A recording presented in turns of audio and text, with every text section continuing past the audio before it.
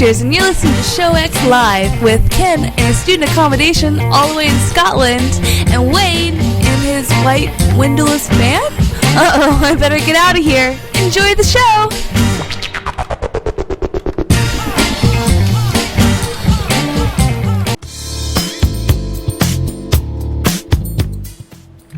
Hello, everybody, and welcome to Show X on VTWProductions.com. Today, August 31st, you're listening at 2 p.m. Eastern, 7 p.m. GMT, and we are coming to you live.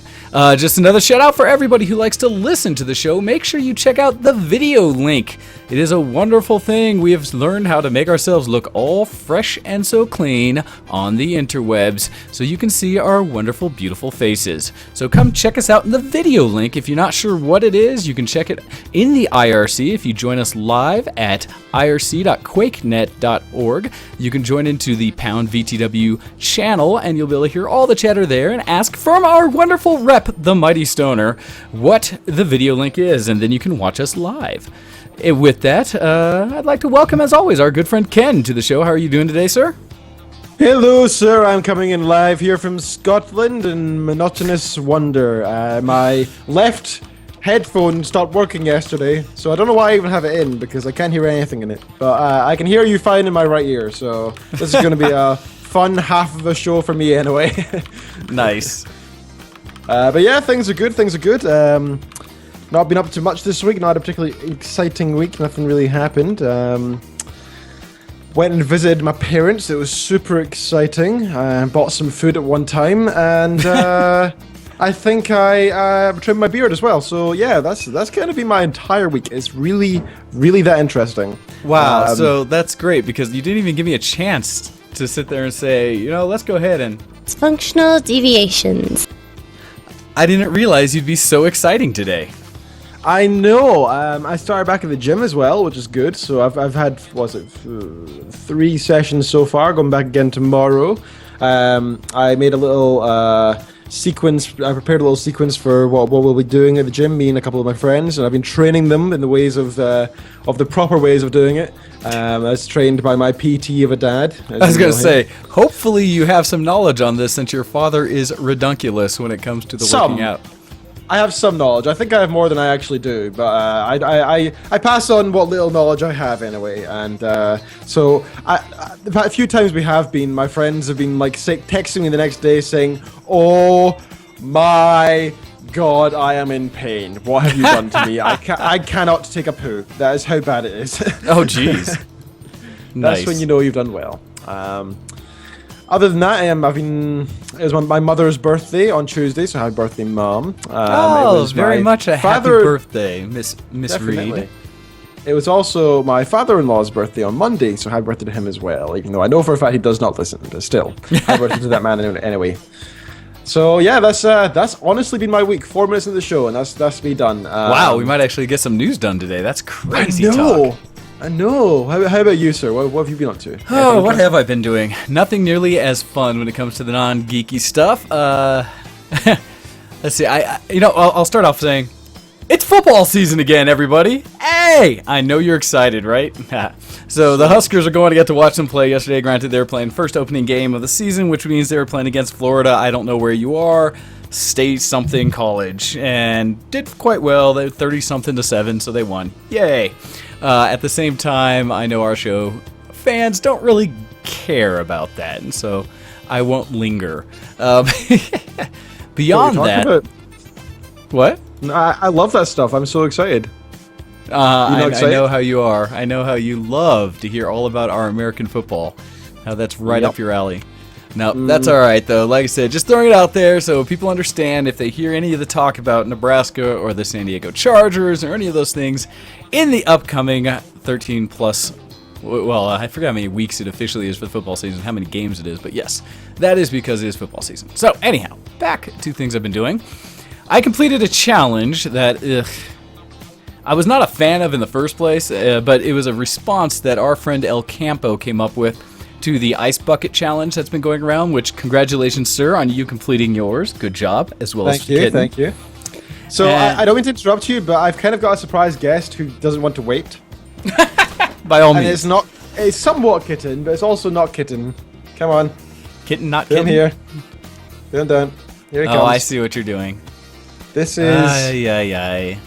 This is Xander? Xander. They're our chinchilla. Your new rat, yes. Somewhat afraid to come out of his dust bath, it seems. So anybody who's not listening to who's only listening to not the podcast, watching the not feed, watching this, they're going to be incredibly sad about this. Oh jeez, I've never had him on my shoulder before, so this is fun. Live on air. this is. Oh, he's on top of the dust bath now. Okay. Hello. You're okay. It's okay.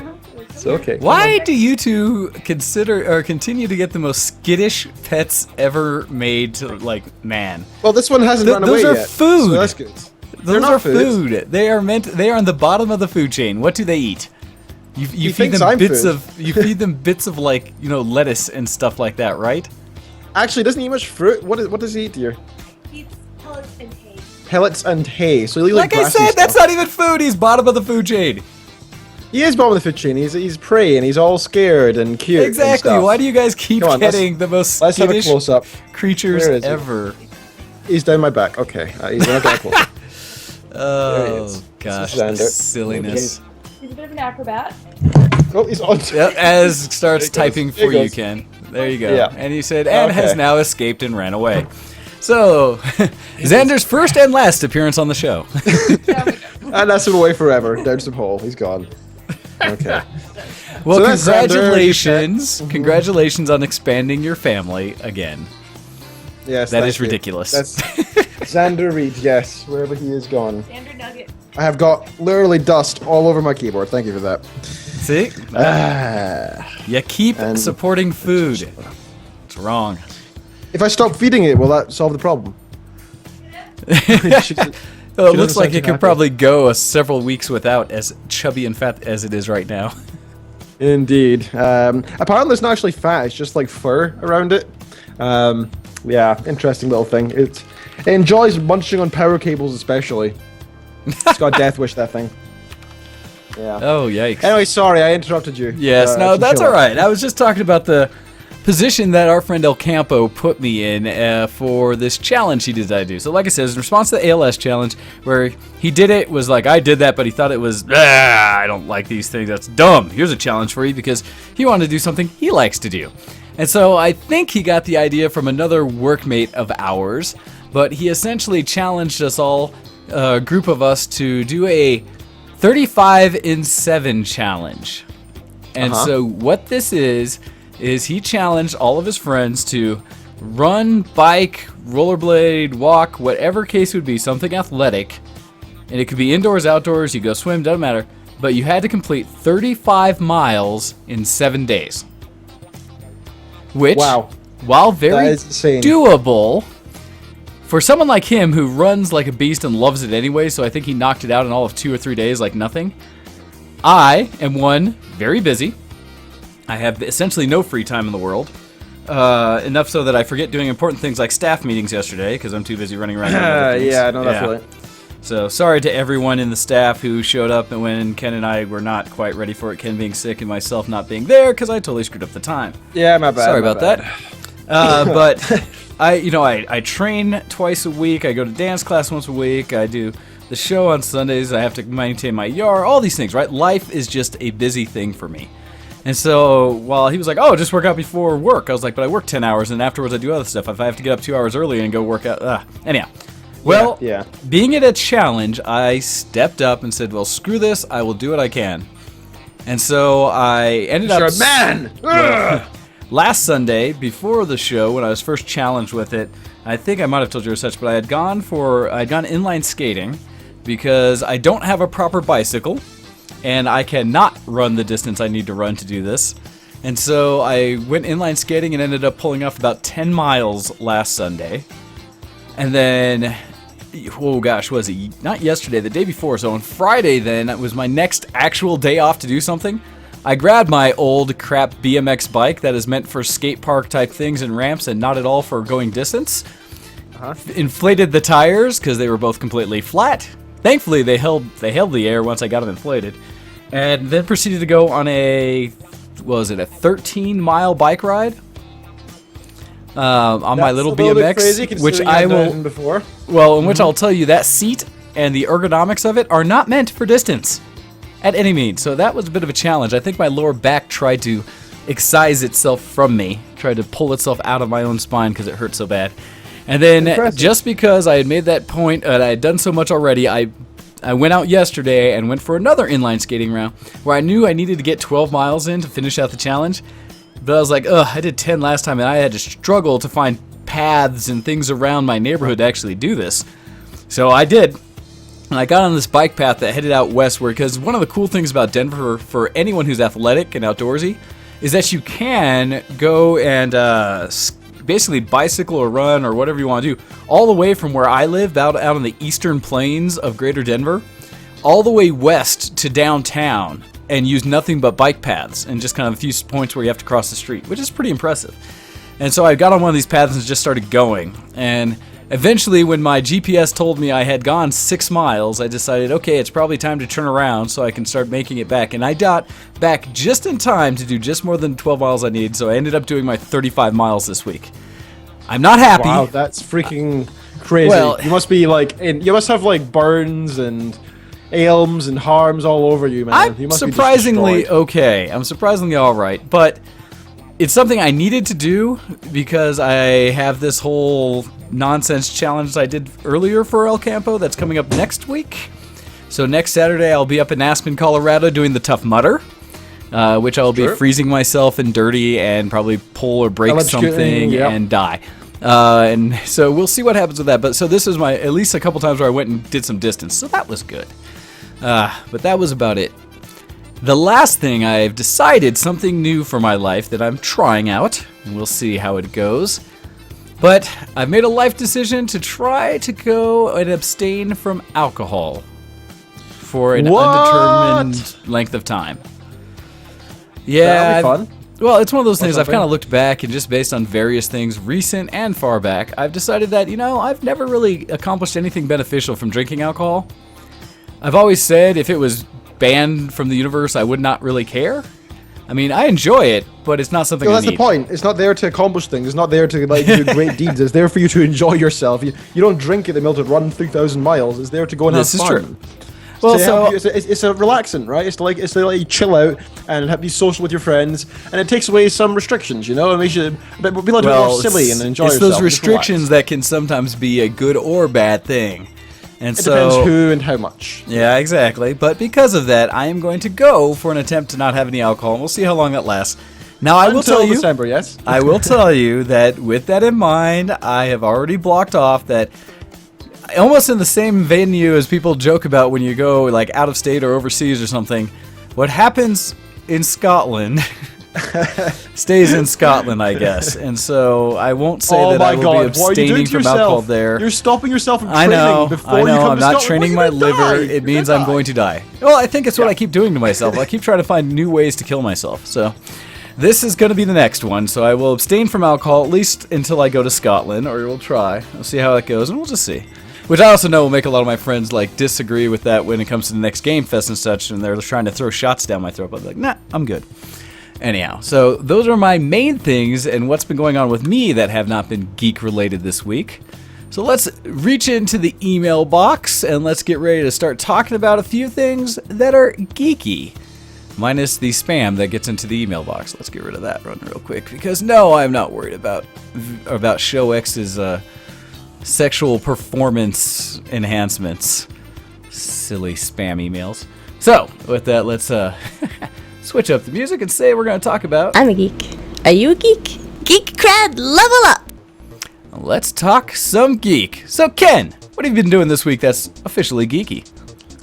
Well, sir, I've done a few things. I played a little bit of LoL this weekend. It's a special weekend if you don't know. You have double IP, you have lots of legacy skins available to buy, and a bunch of other things. So I've been playing a little bit of that. Problem being, North American servers were, unsurprisingly, a little bit overloaded with the amount of people trying to take part in this double IP weekend. So that was fun. We had with 3 games, and 3 of which we were disconnected from and didn't manage to finish. So that was fantastic. I really enjoyed that. Great. So we moved over to EU, and I couldn't remember my EU account details, my old level 13 summoner. Yeah, I put money into that and stuff, so that's a little bit sad. But yeah, So I made a new account. I can always recover the details. Yes, you need to recover it if that's the case. Come on. It was more fun to just create a new account. So I made Kenny Boy 2K14 Lad, my summoner, which is always my trolley account. Oh, jeez. Well, I laugh because it's one of those things with League of Legends as a whole that because the game is so big, we were talking about it earlier, and it's funny because people talk, even Copy when I was streaming our game earlier was kind of like, oh, it's just League of Legends, and you were like, whoa, just the biggest game ever, and it kind of is. But as we were jumping into that, oh shoot, I lost it. Oh, it was the whole thing with having that many people. It's just amazing what it takes to get names, because I always kind of keep track, or I don't really pay attention like I care who they are, but I read through the names of the people you're playing with and against. And you could tell when somebody joined the game far back, because they have somewhat normal names without many symbols or numbers or things like that. You can just read their name. And then you could tell people that just joined within like the last week or so, because they have the most ridiculous, like, made-up BS names in the world. Some are very trollish. Some are just like, I don't know, mash my hand on the keyboard because I need something. And I got Kenny Boy 2K14 Lad very easily. I mean, yes. How many A's are in that? How many A's are in that lad? 5, 6 maybe. I don't know. Yeah, exactly. So I do feel bad for anyone who's jumping in now. That's like, oh, I can't get Jennifer 3. It's taken, but I always use that. I can't get Kenny. What the hell? I can't get Kenny. Who would have thought? I always do try that. I always kind of want to get Ken or Kenny one day on like a popular thing. I'd be so happy. Good luck. Well, did I tell you? I'm pretty sure I put on the show about the site that supposedly will alert you when all new sites come up with things, and it can try to help recommend your name as soon as it goes live. Oh, I think I've heard of this kind of thing, yeah. I mentioned something I think a week or two ago about it. Yeah. Because I'd put mine in because I do want to exist as Doc Dead everywhere on the interwebs, and it annoys me heavily whenever I can't get my account. Now, I have done it to myself where I realized I had totally forgotten all the details. I'd signed up for something years and years ago, so I try again, and it's like, that's already taken. I'm like, ooh. Well, poop. In which case, I have to come up with my backups, but yes. I really wanted kenread.com, but I didn't get it. But I did manage to get kenread.co.uk, which is not too bad, I guess, so I'm happy with that. You are the UK version. URL. Yes, so that works. And I do want to send out a unfortunate shout to Copy, who says that as we're talking about interwebs and stuff, says she now has Bell Internet, which is unbelievably worse than Kongeko. Which is surprising, really, that's something worse than that exists, really. Oh, she said she went from a speed of 20 down to a speed of 2. Ouch! That is. Oh, I thought you were upgrading internets in your move. That's it. That's. I was gonna say you're gonna have to move back in with your mom. That's. I mean, that's unheard of. You can't give up internet quality. No, there's nothing worth it. I'm sorry. I always said, you could give me all kinds of things if you only can provide me dial-up or like, I don't know, DSL, satellite. No, I can't go there. That just won't work. I, honest to God, base my housing choices on internet. That's why I'm on 120 meg now. Yeah, exactly. I was like, oh, can't do that. Gotta have good internet. Can't do that. Gotta have good internet. That'll do it. Exactly. Oh, I'll be living on an Indian burial ground. So is most of America. I'll be fine. How much do I? Yeah, how many people do I have to sacrifice per week to maintain this? Yeah, totally worth it. High internet speed. That's all I need, man. That's all I need. An SSD. Oh, I'm golden. Nice. Yes, those are the two essential aspects of being a true gamer and such. So I would fight. Honestly, I would probably fight for the ability to have that as what's the word? How the EU and NATO and the likes set down these laws of human standards, minimum laws, what they call. Bring it in as your internet connection being a human rights thing. Human rights, human rights, yeah. How did I forget that word? How did I forget the word right? You're too used to having them. It's something you're not used to going out without. Well, Copy, that would help explain why you are not on the video wall with us, since you have to essentially set up those bandwidths so that you can just handle enough to be able to listen to us or watch us at the same time as chat and IRC. So we appreciate that, your effort of at least joining us in the show, even if it doesn't mean we get to see your lovely face. Yeah, do something about that. That's no good. Yeah, I'm going to miss the copster. So let's see. So what else have you been doing besides the lolling? I've been playing Skyrim again, actually. It's been a lot of fun. I don't know what got me back into it. Probably Kitten playing it a lot, actually. That's probably what got me in the There is something about seeing a game being played next to you that you're kind of like, oh yeah, I like that game. You're like, oh man, That looks horrible on Xbox. I've got to go play the real version. Yeah, there's got to be a way that you can move that save game over. It would just make more sense. Who cares? I don't play on Xbox. It's not as nice. Oh no, so that she could play on PC. That's true, but then she'd be stealing my PC. I don't want her to do that. Get her one. Anyhow, so yes, so you've been playing more Skyrim lately. She's already been stealing my PC for The Sims, which I'm not entirely content about. So I need to set up her computer sometime soon. Has she already like pre-ordered Sims 4, ready for that to hit the streets? Thankfully, she doesn't exist for now. So let's keep that on the down low. So nobody send a bunch of emails to Kitten Features saying, "Hey, have you seen that Sims 4 is coming out?" Don't. But yeah, Skyrim, I've been enjoying it. I've installed a bunch of new mods. I've installed a Dishonored bunch of mods, which allows you to have Dishonored spells within Skyrim, and you have to do like little quests to go get them. So interesting. I can now, so you can now summon like the rats and stuff, or yeah, you can. But I think that's totally overpowered. Like you can summon a bunch of rats and they kill a dragon. And I'm just like, that's just ridiculous, you know. I don't play it for that, so I just removed that one. A couple others are a bit silly, like you can possess people and stuff. It's cool, but I don't want to do it. So what I've done is I have just left the blink spell and I just ignored the other ones, and so I use that to jump around like really quickly, but it's got like a distance limit and it costs a lot of mana. And the other problem is I'm a rogue type person. I'm very stealthy, silently, sneak, stab kind of guy. So the problem being, you know, they see me coming if I use a spell, so I can use it traveling but not really in combat too much. But also you can use it as a disengage. Yeah. Also, to make sure it's not too overpowered, I have also put the difficulty up really, really high. So now I've got to like jump in, jump out. So, you know, it's about both. I've got to be really careful about my timing and maneuverability. And, you know, if they've got a bow, they still destroy me because they're just like, Hawkeye, you know? They know exactly where to shoot. So, you know, ups and downs. I think there's a new aspect to it. I don't know if it feels like it's supposed to be part of this game, but it's fun nonetheless. Thoroughly enjoying it. Starting a new save, so I'm level 11 or so now already after a couple days. So I've enjoyed that. I downloaded a few other mods, some graphics ones. I looked through my friends' favorites of what they've downloaded. Okay. And, you know, about 3/4 of them were quite interesting and really, really good suggestions.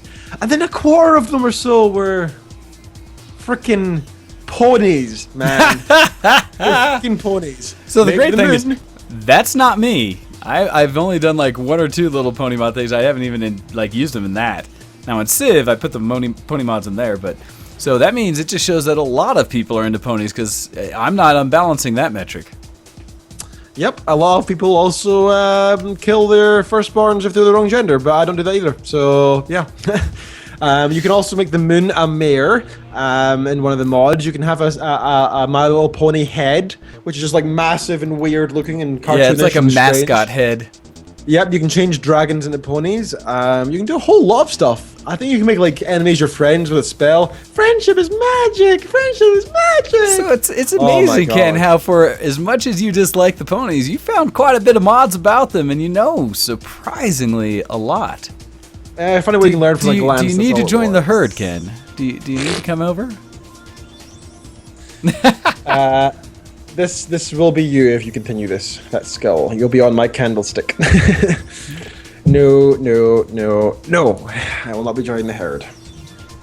It's safe also over known here. as the bunch of weirdos. No, I will not. Makes me shiver, man. All this stuff makes me shiver. No. Oh. So yeah, Skyrim. LOL. I've been reading a very geeky book. A very, very geeky book known as Orcs. Okay. Actually, I think I've seen the title of that book. But it's a good book. I don't know what it's about, so enlighten us. It's by Stan Nichols. Let me read you the synopsis. It'll probably be a bit easier. Came out in 2004. It includes 3 other books put together into one: Bodyguard of Lightning, Legion of Thunder, and Warriors of the Tempest. The books focus on the conflicts between a group of orcs and humans, but throughout the unconventional view of the orcs. The trilogy, first printed in the United Kingdom by has become international first bestseller with over 1 million copies sold and 2 books nominations in 1999 British Fantasy Awards. The sequel of this, which includes some other books, is also available. So, yeah, it's pretty fun. It's got a mix of magic. It's well written. It's got lots of different races. It's got sex, gore, tons of violence, like a ridiculous amount of violence. It'll be difficult to turn a page without somebody getting like disemboweled. It's a lot of fun. It gets you. It's good to have a kind of book like that occasionally. I usually like generic fantasy ones, which has combat once every 300 pages. Otherwise, just tidbits of magic and that's it. But this one's just pure brutality. There's this evil woman in it, this like half nymph, half human thing. Sounds like fun. Yes. Goes around, and to gain her magic, her magical prowess and powers, she must. Well, I think she just needs to kill the guy, but she instead, nails them down, uses and abuses until they're about to. She makes sure she captures them at the height of life and experience. The climax of their life, yes. And just as she does, she brings down a knife into their heart, scoops it out, and eats it. And lets them scream for multiple things at once. Yeah. Wow. So, interesting book. That was probably the weirdest chapter I've read so far, but I'll report more further on I go. And I'm kind of surprised. Kitten was saying that her parents would never have let her read a book like that when she was younger. But my parents are very much of the sense of, as long as it's not like a porno mag, you can read what you want, because reading is better than nothing. Reading is reading. Oh yeah, no, it's funny because I brought that up before, how it's interesting how with media we treat it all differently depending on the type of media. How books seem to get this free pass for they can be anything. It's okay, you're reading, and that's good. Whereas, if it's a comic book, it's a little sketchy. If it's, bad music, we can't have that. And if it's a movie that shows boobies or curses at all, then that's just the end of the world. Well, to be fair, I don't want to see a movie that has boobies in it with my parents there, because then it gets awkward. Well, it's only if you're swapping about, hey, you saw those, right, Dad? Huh? Oh, that's true. Like, we do that anyway in public, I guess. But anyway, so that's a good book so far. I'm about 100 pages in or so. Nice. I've been enjoying that. The bookcase is now full. I will now show you. There it is. It's now not only built, but it's more than just a showpiece now. Awesome. Yeah. So it's got loads of books now.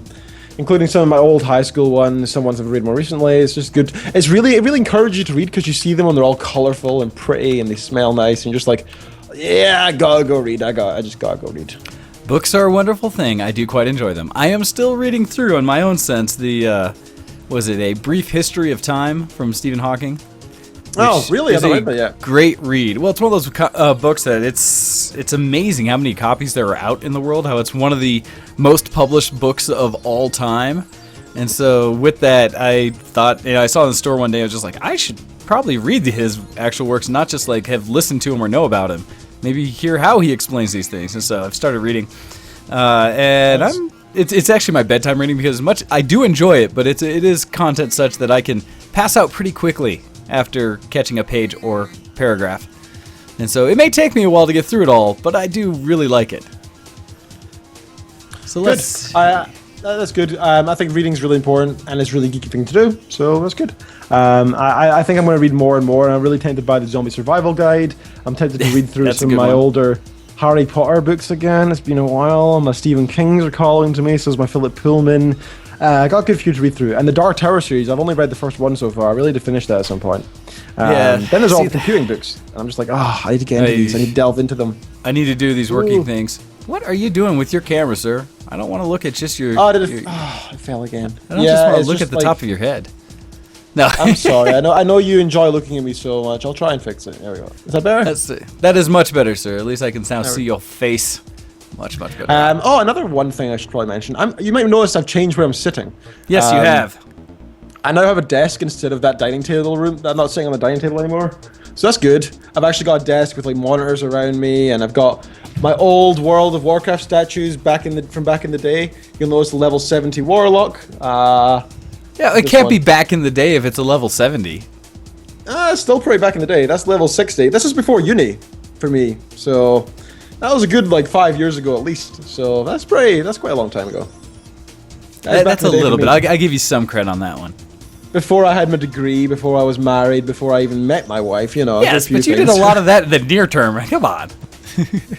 Well, yeah, but you can only, what do you base time by? the passing of seconds or by the passing of experiences, because I know what I do it by. That's the way I do it.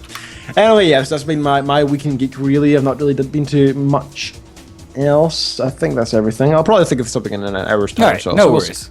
Well, let's see. I can't say I've been doing a lot more. I'm still stuck behind the curve when it comes to editing photos. I've got quite a few, and I have people starting to do that ping where they're like, hey, I need those photos. What about the photos? Yep. And so I'm bouncing around between 3 or 4 shoots that I have to all get done simultaneously. Between the wedding shoot I did, senior pictures that have to be in by a certain point, the modeling gig that I did for some new headshots, but I think I got all those out that I needed to at least, and another model shoot I done where it was more of a portrait kind of shoot, where it was just done long enough ago that I'm being questioned about it, like, hey, how are you doing with those yet? And so it's bad because normally whoever talked to me last is the one where I'll start looking at their photos to edit them. Yep. I really need to work on my workflow and concentrate. So I've actually put it up on the whiteboard in the back that says, all the shoots that I have to edit still, to see if I can't start checking them off. So every time I look at it, it's like, oh yeah, I still have those pictures sitting there. Yep, still have those pictures. See, you're lucky. That sounds like weeks to me. Usually I get nodded that day or the day after, hey, are the photos up yet? I'm like, do you realize I have to edit them? I don't just put them all up in a mass upload and hope they're good. That's yeah, not exactly. how it It's works, I want people to be able to look at these and say, hey, nice. Not just like, oh, okay. People don't quite understand that, and it's quite annoying. So yeah, I'm in the similar boat, but I give them some level of expectation management at the head of it. Now I'm trying to catch up and get everything done. While working on those, I got an invite, which is making it harder for me, to I had put in for it because at the last Game Fest I thought I had access to the game still, and then they went through a revision on what they were doing, and that was the Auto Club Revolution racing game online. It was in a beta that I was a part of before, and then suddenly the beta went away, and now I'm in an alpha? And so I don't know exactly. I clicked all the buttons and things, so I don't know exactly what I agreed to or not agreed to do with this alpha, so maybe I shouldn't be talking about it, but I figure I'll just lightly mention the fact that I went back through and I'm in it. It's official, I think, the Auto Club Revolution 2.0 alpha, and so I've been playing with that a little bit, although because it's an alpha, darn it, there just aren't enough people playing, because it was an invite, kind of an invite only or request, and they'll give you a key. And I really need more people to play so I can get beyond racing just my little Ford Focus. I really wanted to get to something faster. Or Fiesta, actually. It's not even a Focus. I think it's a Fiesta. But anyhow. So playing that still looks good, still fun. I don't know why it hasn't progressed beyond alpha. I think it's very close to done. But then I haven't gotten far into it. The last thing I've been doing a lot of is cosplay construction. And not nearly as much as I should be, because I have NDK coming up in just under 2 weeks. Which means I am behind the gun, and I'm at the normal place that all cosplayers end up in, which is, oh crud, I need to finish my costume. And I'm not as bad as many, because I only have one, and I'm just lazy and haven't got started on it. But I'm in the process. Plus, you've got a lot of other challenges and the likes going on in the Tough Mudder and the likes, so it's understandable that you've got other things on. Yes, lots of things happening. Like getting, I just remembered as I put my arm down, just that I got, side note, back to dysfunctional deviations, but when I was leaving work on Thursday, driving home, I rolled down my windows, nice day out, started driving in, and I didn't even get like a quarter mile away from work before, as I was turning the corner, a large wasp flew in to my window, smacked my arm, stung it the instant it hit me, right in my tricep, and then continued to disappear into my truck. And I'm driving, and it hit me so suddenly with so much pain, I just kind of I almost veered off the road. What was that? I got stung, felt the fire of it going through my arm, kind of looked around like, okay, where are you, you bastard, because I know you're still here. Because I looked initially in my arm to see if there's a stinger, because then I would have been like, okay, you're going to die and you can't sting me again. There wasn't, so I was like, you've got a straight stinger, you are probably a wasp. Damn it. Started looking around, can't find the thing, slowing down a little bit, can't find the thing. Next thing I know, I get this searing pain in the side of me, kind of, just above my hip. And it's like, oh, there you are. And kind of brushed it off. It flew against my door. And as I'm driving down the road, again, it almost knocked me off because I was starting to try to slow down and stop. It was on the edge of my door, so I opened my door as I was driving, reached over and flicked it out, close it just so I wouldn't have to deal with it anymore. And then had to go into an almost meditative state as I had these 2 wasp stings on my arm and my side, just throbbing with pain. Still hurt. Well, they're more annoying now than anything. And for a while, the back of my arm had swollen up. Not quite twice its size, but I had a pretty bad allergic reaction to it. And you could just feel it. It was stiff and hard, the whole back of my arm. And it was almost flaming hot. Like it was just this radiating heat from the point. So I finally did the smarter thing. Instead of the self-medication, I just kind of like, nah, I'll be fine. I'm a man. And I took some Benadryl essentially, or some kind of anti-inflammatory medicine for reactions like that, and it's gone better. It's gotten better, but it still hurts a bit. So, sorry. Side note, that just reminded me. No, that's quite interesting. I don't think I've ever been stung. My parents said I was when I was about 7 years old. I was out hunting. Well, I say hunting. I had like this jar, and there was like a kind of a thing. I guess kind of why the population might have gone down. Where you collect bees and some of the flowers that they're currently harvesting, and you'd like put them in a jar and then I don't know, hold them and take them home or something. I don't know. Gotcha. It was fun. Something. You know, just kids being kids. But apparently once one of them like came out and stung me, and I'm like, you okay? Like they saw the stinger and they're like, are you okay? I was like, yeah, I'm fine. Why? And apart that, some people aren't as reactive as others. For me, it was instant, just fire, pain. And I usually don't react that badly, but I've been stung before. The worst one I remember prior to this, though, was a yellow jacket, so big bumblebee type bee. When I was maybe 7 or 8 years old, I was playing soccer, and we were running around on the pitch, essentially, and it was a practice thing. And all of a sudden we stopped because this big yellow jacket was flying all amongst us. Well, it decided to come and land right on my lip, right on my upper lip of my face. And I was just standing there like frozen going, oh god no. And then it stung me and took off. And that reacted probably because I know the next day at school, my mouth was so swollen up that I could only speak out of the right side of it. And I was kind of like, oh yeah, buddy. And it was just because it was so swollen, I couldn't open my mouth that much. So apparently I react poorly. Assholes. So if I ever got into like the killer bee situation where they just keep stinging you or a bunch of them, I'm one of the ones who would probably die. Anyhow, that side note back. Horrific, man.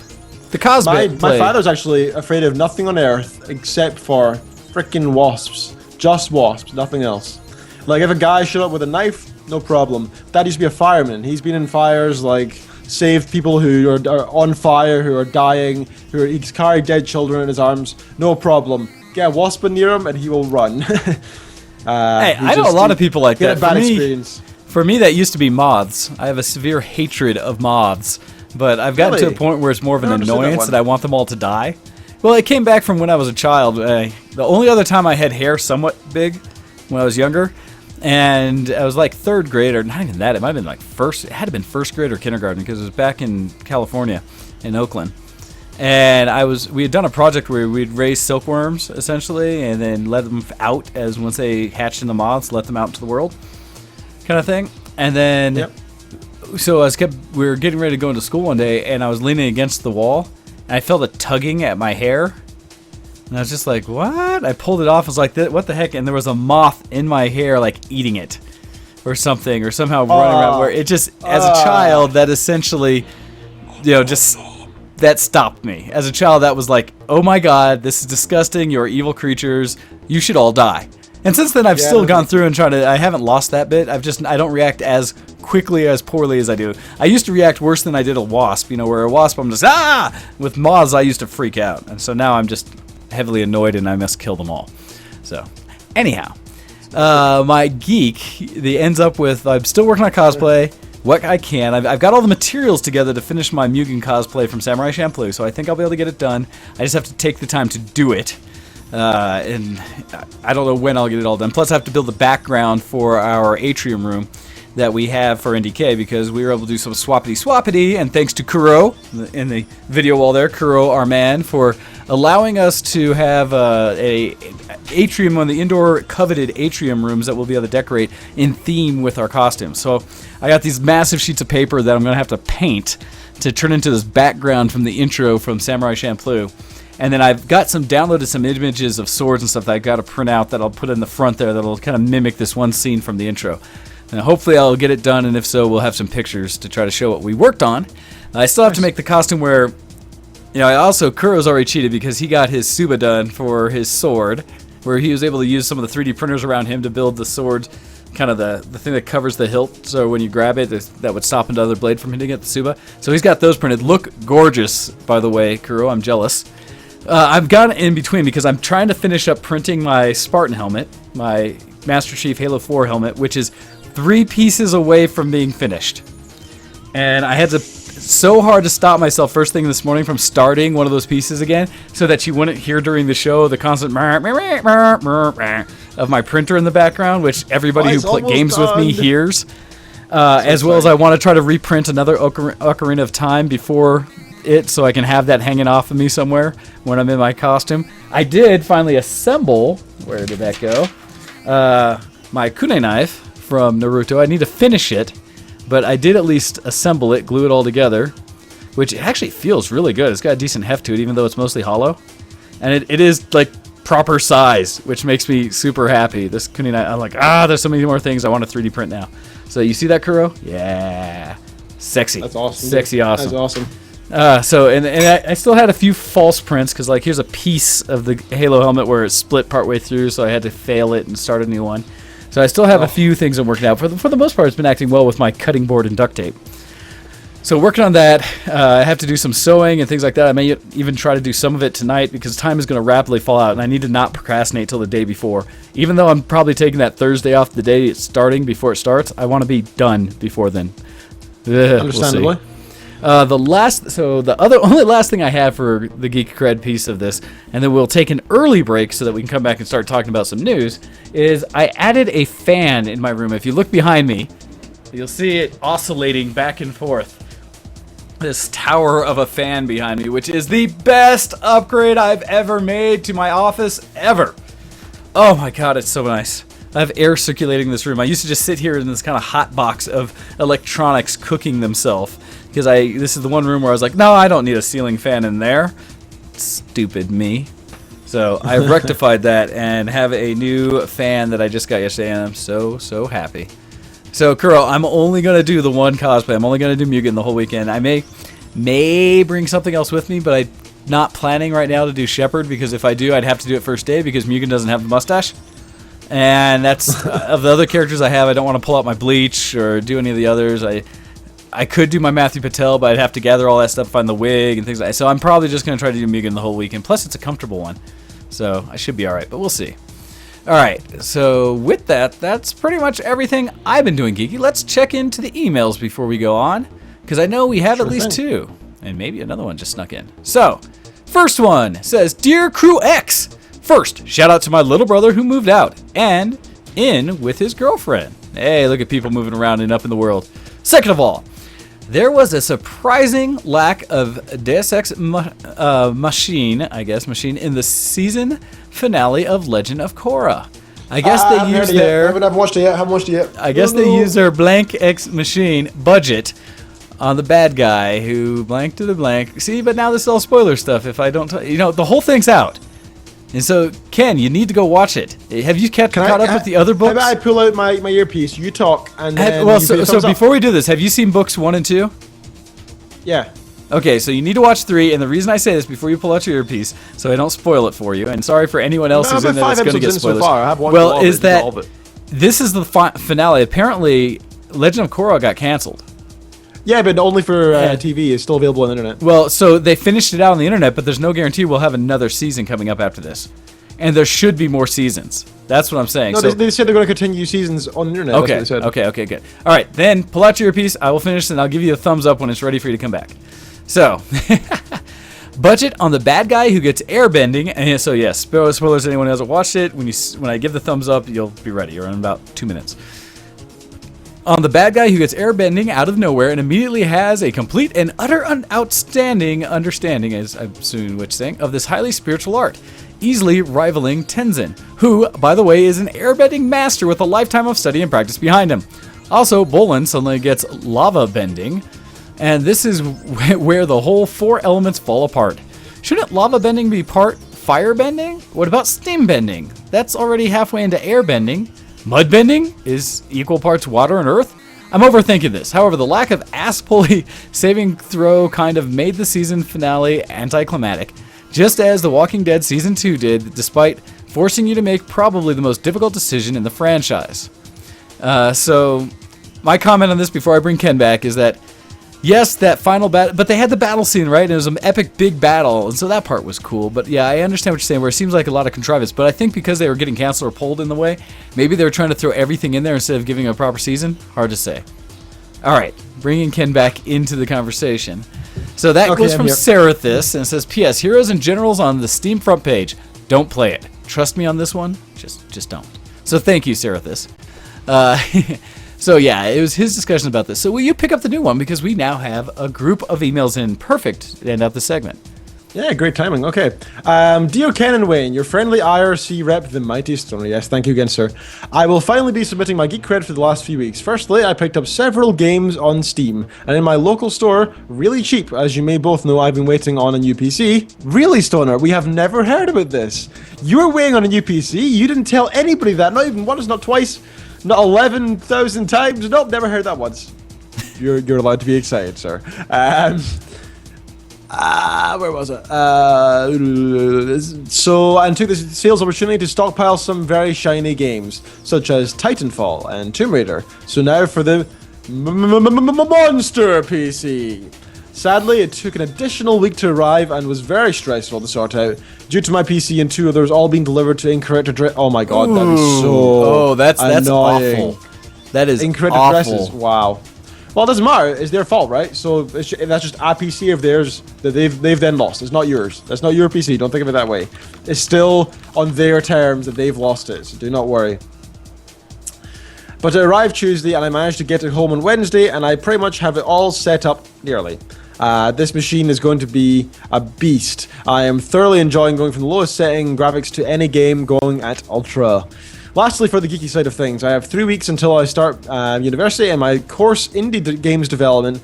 On the non-geeky side of things, my lady friend has been invited to a massive family gathering, and so she has the joy of meeting pretty much every single family member that there is. As always, lots and lots of love, X's and kisses, and hugs from the Mighty Stoner. That's what he said, man. That's what he said. Good additions in there. Yes, I see that. So congratulations, Stoner, on getting the PC. I know you've been looking for it for a long time. Cannot wait to hear what it's like to start gaming for you in all the ultra settings. I thankfully can still manage on pretty much everything, although that itch for a new PC is starting to get ridiculous, especially since my cousin is in a process of looking at building a new PC to the point where he has now ordered all of his parts. And the problem is, like anything, whoever ordered the latest computer last wins. You tend to have the best technology at the best price, and therefore you have the fastest thing out there. So I'm getting a little bit jealous. I still don't have USB 3 able to work on my PC, stuff like that, where I'm like, ah! So I have that. It's completely useless. I haven't used it once. Well, you say that, but like my Tobii eye tracker only can work on USB 3 and things like that. And some of the new external drives they're getting that are super fast, it's just a piece of the technology amongst everything else. So I'll be hunting and looking here soon. Anyhow, next, the subject of this being chinchilla cred. Hi guys. I'd like to ask Ken, if Ken could recap the game of LoL we played where I, Nami, got a double kill and watched some pretty bad playing on our opponent's part. Can you? Me and Hando playing and we got a double. Nami getting a double. So Ken plays too much LoL. Sorry, Hando. Yeah, I played like 3,000 games this week, man. I cannot remember. Yes, it's IP weekend. It's IP weekend, so that's the thing. Otherwise, not much to report for Geek Cred in the official wind down of summer 2014. I'd just like to give another big shout out to Gnomewise for doing an outstanding job of live streaming the panels at DragonCon over the Alpha Geek Radio interwebs. Outstanding job, sir. Enjoyed it very much. Your pal, Hando. And we have another one. Ken? Sure thing, my man. Okay. This wall one of is text. from yes. Oh jeez, that is more than a wall. That is like a building of text. Okay, let's do this in the fast voice. Fresh home from the LARP, Warhammer Fantasy LARP, monthly curtains, the game I made Fluffy the Werewolf for. People still know who it is being referred to as when Fluffy comes up. The game is one of the most popular ones. We have a slew of 18 to 14-year-olds referred to as juniors, and they are little juniors until they reach the age of 12, and then they are just juniors. Young players, aged 16 to 18, are just senior players. While getting dressed, I noticed how tight my dress was getting around my midsection, and I realized that since there was a possibility of taking a sword to the gut, I'd better take some protection. protection's always important. Always wear your wellies, as we say in Scotland. So I ended up speed crafting a leather shield that would also even out the bulge that's developing. I managed to disguise good enough that nobody would notice unless they knew in advance, and provide protection from sword strikes in case of combat.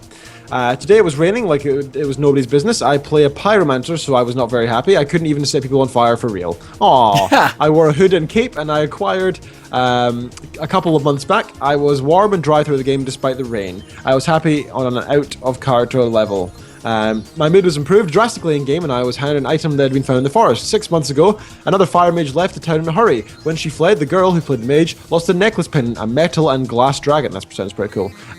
Which has been affixed to her staff. Today, when walking around the forest for some different reason, she found the pendant. It was awesome and pretty cool at the same time, and her current character, an NPC, felt that I should have the pendant. What I was told was that it was giving me a warm and fuzzy feeling inside, improving my mood despite the rain. Aw, that's cute. And at one point, one of the game masters may or may not tap my shoulder and tell me what the pendant is doing now. My character is also a sergeant and administrative head of the city guard.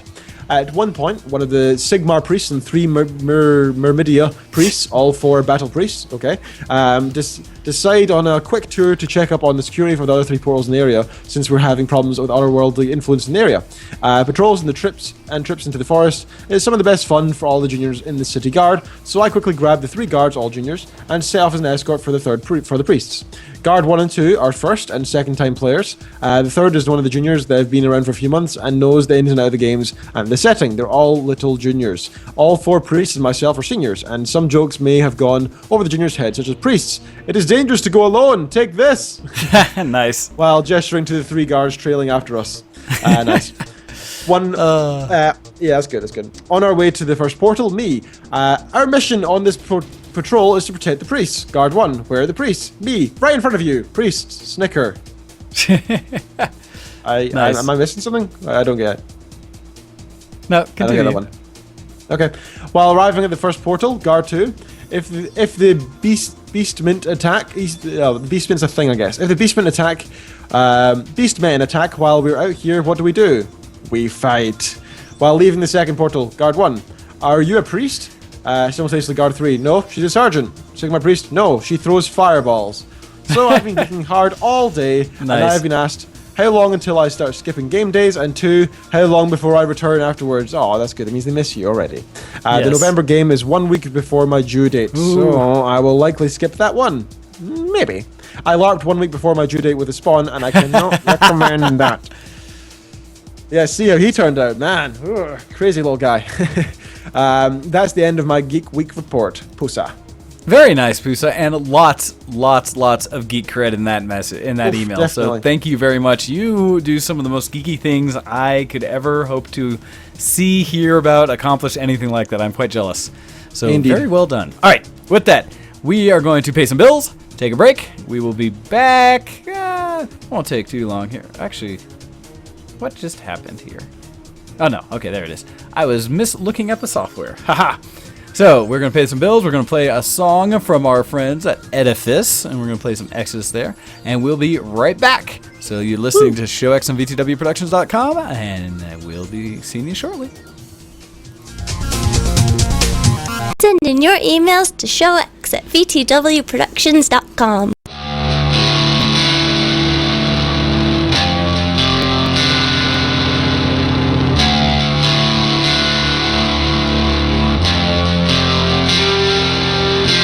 Wind and sand carve the stone, luminescence now exposed.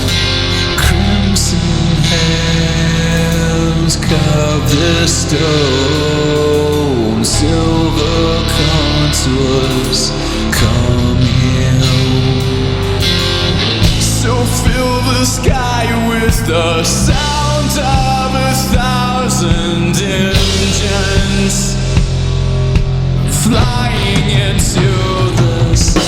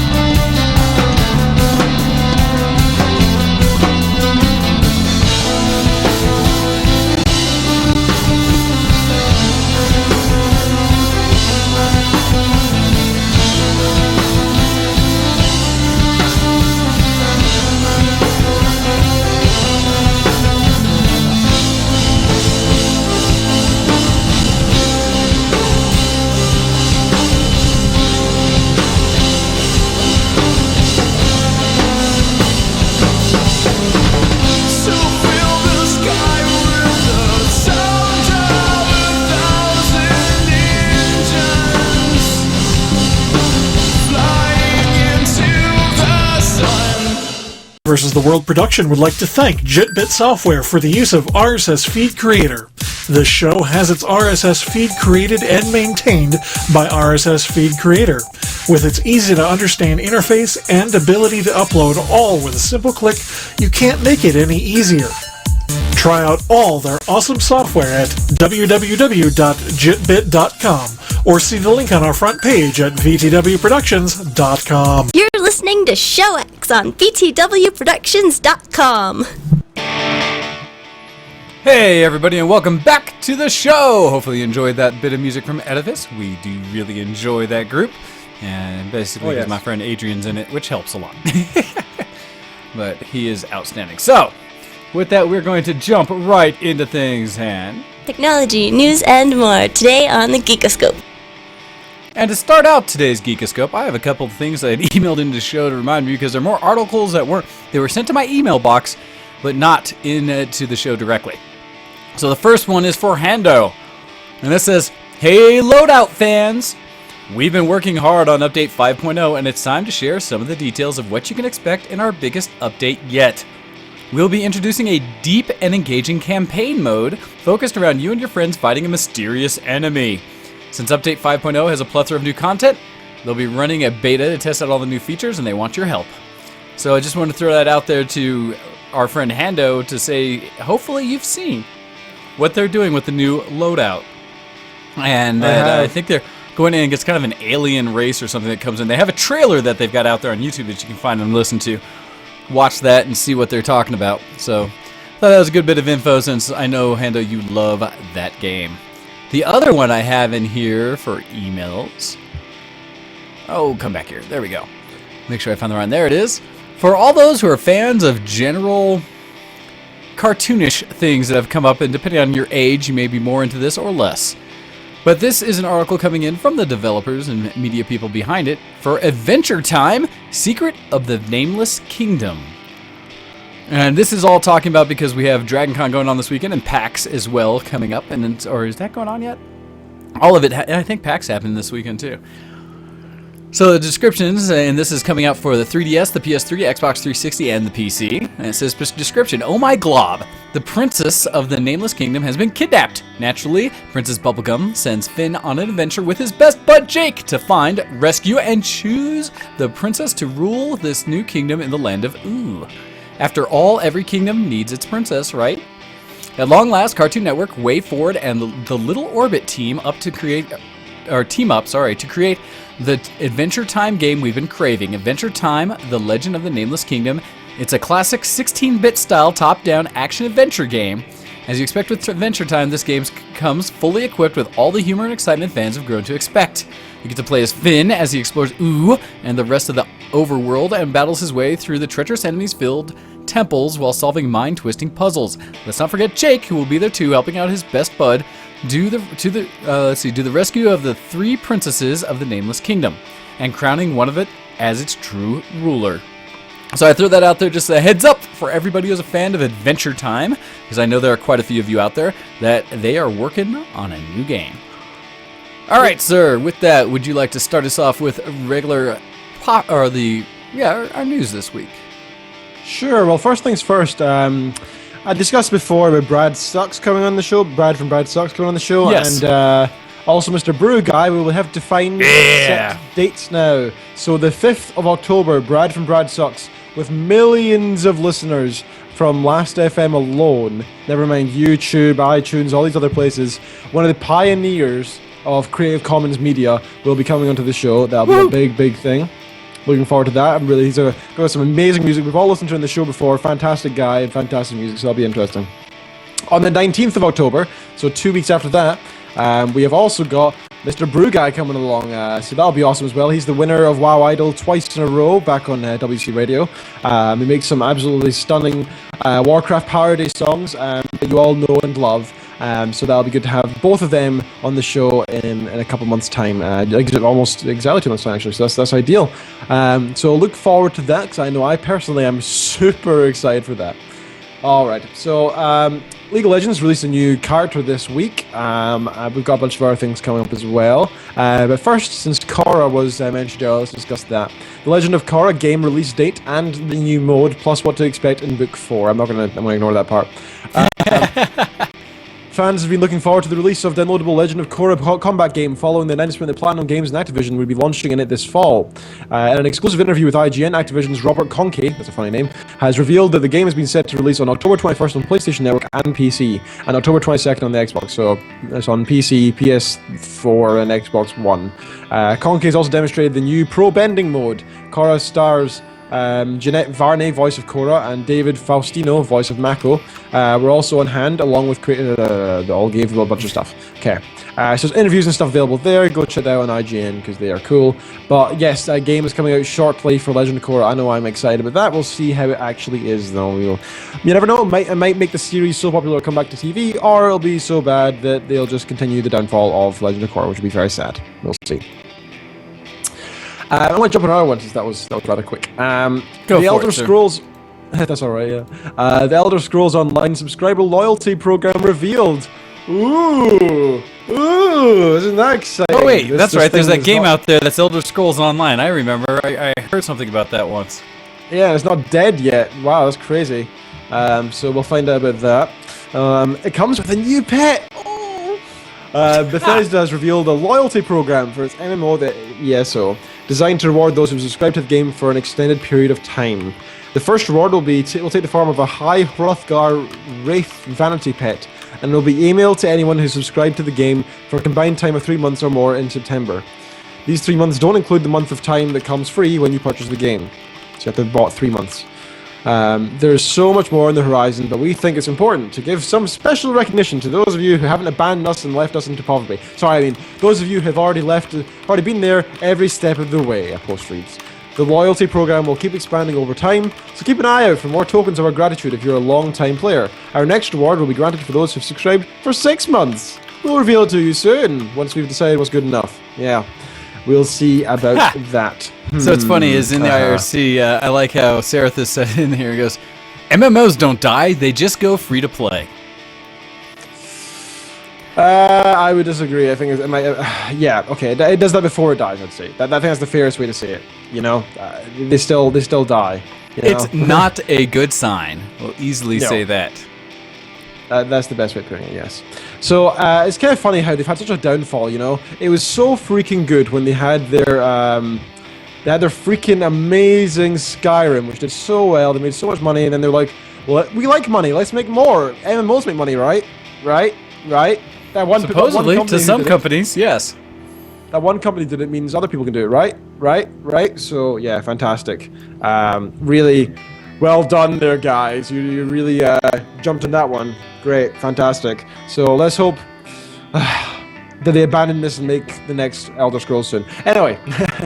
Yes. What was your article, sir? So what I wanted to bring up for everyone's enjoyment. And especially for, I think this one more so for Copy of all people, and that is that apparently, in order to avoid taxes and things like that, Burger King is going to be buying out Tim Hortons. And so I bring this up specifically because I only know Tim Hortons from listening to our Canadian friends. Because this is one of their chains that they tend to talk about for coffee and donuts and things like that, pastries and stuff that they love to get in the morning.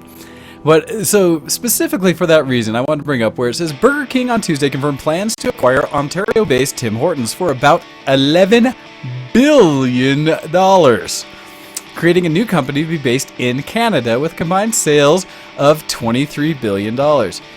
Yeah. Now, the whole point of this discussion, because I know, and I'm not surprised, because as Copy says in the IRC, F that noise, Burger King is gross. I am not advocating by any means the aspect of trying to eat Burger King now that it's going to go Canadian, except to say that the idea is that under the deal, let's see, shareholders receive all this, blah, blah, blah, but the consideration behind this is that their companies believe, or the analysts believe, that this is all being done in order for Burger King, the entity, to avoid essentially U.S. taxes on companies and to use it as kind of a tax shield by running away to Canada because of the different laws they have there. Because admittedly in the U.S. we have pretty aggressive tax law that unless a company is doing all the things that are also legal for it to do to completely avoid taxes, it means that some companies could see a loss of up to 40% of their revenue to taxation from the United States. And so it's pretty harsh, I will admit. But it was interesting to throw it out there just to kind of see. And it's also interesting because basically Warren Buffett is behind trying to broker this deal. And anytime Warren Buffett is involved in financial things, you should take notice because that's likely something big that's about to happen. But yeah, I figured that, Copy, you would probably not appreciate that was going to happen, but I had to at least bring it up. So, good luck with your Tim Hortons as they start having, 99-cent meals that are really just like awful packaged, almost McDonald's-like food. And the pastries go the way of like prepackaged stuff. Just saying. And commercialized coffee to an nth degree. Sorry about that. Anyhow, back to you, sir. Indeed. Oh no. I'm the kind of guy who loves KFC, but I don't let myself have it. Oh, there's a lot of fast food that I quite enjoy, but it doesn't mean I'm ever going to eat it because at the same time, I know it's not real food. Yeah, that's true. That's true. However, yes, so we'll see. Maybe one day in the future I'll have some, but anyway, I'm too healthy right now, too healthy! So yes, the Legend of Korra, Legend of Korra. I've got a couple Steam articles I want to bring up. Okay. They look quite funny. So this one here, this is a great feature now that Steam's doing finally. I don't know why not. I mean, we're in the age of SSDs and 120 meg internet and 1 gigabit internet. Why the hell are we not doing this already? So, thanks to a new update, Steam users now have the ability to select multiple items at once to install. Steam Databases tweeted the news yesterday morning, yesterday being a few days ago now, along with the accompanying image displaying the new update in action. So now you can install multiple games at once. You don't need to just wait and do one at a time, download one at a time. This update doesn't technically allow multiple installations at once, but will simply queue the installs and download one after another. Wait. So they all download at once, but I think you can install them at the same time. Wait, that's not even great at all. What? What are you talking about now, sir? So you can download these games, but I guess you can have multiple installing because if you have one, that means you can uninstall as well. That's fantastic, actually. I know so it's actually a way to do. It's a way just to handle your files with multiple at once. Yeah, like I know when I'm like sitting there thinking, oh man, I'm going to delete a bunch of these games. They're completely unnecessary. I need to save some space, and I hit right-click install. I'm like, okay, next one, right-click install, and it doesn't work. Well, so the other problem is because when you have the actual to-go install, like they're saying, there's times where I've gone back and said, oh, I need to install all these games, but the way you do it now, you have to go yes, then next. As it goes through, say, are you sure here? This way you can just queue them up and say go, which is quite nice. That's so good. that anything that makes it faster is cool. That's good. And that does look like my Steam list right there, actually. I've got that stupid 1, 2, 3, kick it like drop that beat like an ugly baby there as well. I do not have that and don't know what it is. Yeah, I don't know why I have it. I think I came with a bundle. But I've got one other one that I'd like to mention that is Valve and Steamy. Valve faces legal actions in Australia over its refunds policy. We are making every effort to cooperate with Australian officials on this matter, Lombardi wrote, while continuing to provide Steam services to our customers across the world, including Australian gamers. The Australian Competition and Consumer Commission, the ACCC, is suing Valve over accusations that the company made false or misleading representations under the Australian consumer law with its refunds policy, the government body announced today. According to the ACCC, I hate that name, Valve breached the Australian consumer law, yes we know, for stating that consumers were not entitled to refunds, and that it had excluded, restricted or modified statutory guarantees and or warranties that goods would be of acceptable quality. The ACC claims that the Portal 2 developer absolved itself from the obligation to repair, replace, or provide a refund for a game. The Steam refund policy states that unless required by law, Valve does not offer refunds or exchanges on games, DLC, or in-game items purchased. But they are in Australia. So, you know what, the Australian government's right. They should be providing that feature. So, they shouldn't sue them, they should just say, hey, do it. I don't think suing's the legal way of making people do it, isn't it? But still. it is kind of the means you have to go about to ensure somebody follows through. But the first hearing is on October 7th, so we will see before Justice Jaggett, his name is. The ACCC is aiming for an admission of guilt, costs, injunctions, penalties, disclosure order, blah, blah, blah, blah, blah, blah, blah, blah, and a compliance program order. So that's interesting that Valve's getting in crap in Australia, basically, because Australia are weird with games. That's the basic of it. That's the basis, right? Australia is weird with their games. They dislike games for some reason because they're weird, and that's what's happening. Sure, we'll make sure we ask all our Aussies about that. But no, I don't know if it's that so much as that, it's hard being an international company with all these different laws that are available. Because, that's the whole point is like, you have to follow how different companies do things. And that's really tough, right? There's so many different ways and nuances to the law. I mean, that's granted why you also hire specific lawyers, but at the same time, it's just like, ooh, I can only imagine. I do disagree with how Valve does their pricing, where they will charge way more in other countries than they do here in the U.S. That seems awful to me, but I don't know all the legal side behind that. I don't know if that's actual distributors, the companies making the games, or it what, could because be they tax, know what the market. It could be multiple things. Yeah. Exactly, and I don't know if it's because. Now, here's the difference. I do have to ask for people that are out there in other countries. If you have access to still buying games off the shelf at a big box store, a Walmart, wherever you might go buy a game, how does that rate in cost versus what you could do to download it digitally from Steam? Are those similar cost, or is it more expensive on Steam because of tariffs or some other kind of restrictions for cross-country stuff? I would say for here, it's cheaper on Steam just because of the sales, but if it's like COD, yeah, it's probably more expensive in the stores. I think it depends. There's so much more available, and I've not even been in a store in so long now because I don't need to. And when I do, it's kind of like to laugh at them, really. Ha ha ha! You still exist for no reason. Ha ha ha! I do feel bad for some of those stores because a lot of them are going the way of the dodo bird. So that's unfortunate.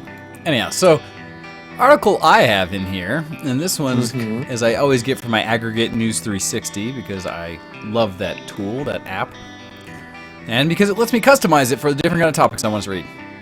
So, a new 3DS with a second analog stick and more powerful CPU is coming to Japan in October. Nintendo announced in a live stream on Friday, though no Western release information was given. So the new 3DS and a larger new 3DS XL will come with an additional smaller analog nub above the face buttons on its right side. The face buttons have been colored to match the old Super Nintendo control scheme, and so if you remember the Super Controller's buttons with the little blue, green, yellow, and reddish buttons, it's going to have the same look as that. And there will also be 2 new shoulder buttons on the back side of the handheld. So I brought this up mostly. There's a few other things. They said that also it'll be able to handle. It's going to have a more powerful CPU as well as a near-field communication chip capable of. Compatible with the new Ambio figures. There's little games like the Skylanders and such where you can put a figure down on it and reads it. And to communicate with, and also that'll allow it to communicate with games like Super Smash Brothers. And it says the new CPU means some games will be playable only on the new 3DS, including the new Wii RPG or the port of it for Xenoblade Chronicles. So the cost looks like it'll be about the same as what the current levels are, but it is interesting to see that Nintendo is doing another refresh of their actual market, the handheld market, since they need to get out of the console market because it is terrible. They need to go the way of Sega and start just licensing their IP and focus on handheld. That's just my opinion. Yep. So I brought this up mostly because I know there are a lot of people that will get 3DSs, have played all these handhelds from Nintendo. I've actually been tempted multiple times to kind of check it out, just because I know so many people around me that have them. This is the first one I've heard about that I'm now kind of interested in. The fact that they're upgrading the hardware, making it a little faster, a little better that way, now makes me curious to check out a 3DS, because currently, unless I find one on a major sale, I just don't understand. And so, we'll see. But very cool. All right, next article. Another one I wanted to grab in here real quick. And this one just because I like to keep everyone informed of all things that are VR and such as that. So this one, talking about the Oculus, and a company that's been putting together a few pieces to make the Oculus experience more geeky than it already is. And this one is they've released, like many of the companies do, a new demo to go along with their software, or with the hardware actually that they're doing. But essentially the article says, Star Wars lightsaber demo showing off this new interaction of hardware and with the Oculus. And so it says, it seems all of the video gamers I know are very excited for the Oculus virtual reality helmet gaming system. Sixth Sense has released a video demo showing off their new wireless motion system called STEM. This system that works with the Oculus Rift Developer Kit 2. The new demo shows a Star Wars Oculus Rift lightsaber game Of course, the demo is not crafted officially by Lucasfilm, but is only a demo showed off what the technology can do. But the demo does show off what basically an Oculus-enabled Star Wars game might look like, and considering big companies like Facebook and Sony's Project Morpheus are developing virtual reality gaming experiences, it's something we should expect to see for real someday. So they have a video link that I say all go feel happy to check out and look at the same time. It basically just shows a guy holding that's got 2 controllers that allows him to go pick up lightsabers and go around, and it's kind of mimicking the experience that Luke first had where he had the little training drone that was shooting the little bolts at him that he had to dodge. Yeah, I've seen the video, yeah. And so it's very similar to that, and so it's just another level of geek because somehow we still can't get over Star Wars, and I still love it myself, even though they try to make it worse and worse every year. This looks pretty cool, and so we'll see. Get over it, damn it. We'll make it worse. We will. The part of me that wants to do things right by the world says I should hate this thing. I should hate all things Lucas puts out now that are Star Wars related because it's just such an attack for money versus quality. But the other side of me is it's Star Wars, and somehow I still get sucked in. Anyhow, back to you, sir. Yep, same as most, I believe. Same as most people on this round blue Earth of ours. So this one's quite funny. I'm going to jump in this one, even though it's not necessarily first on my queue, because I think it's hilarious. GTA 5, Lindsay Lohan sued for publicity, says Rockstar. So, GTA 5 developer Rockstar has hit back at actress Lindsay Lohan, claiming her lawsuit against the studio is simply for publicity purposes.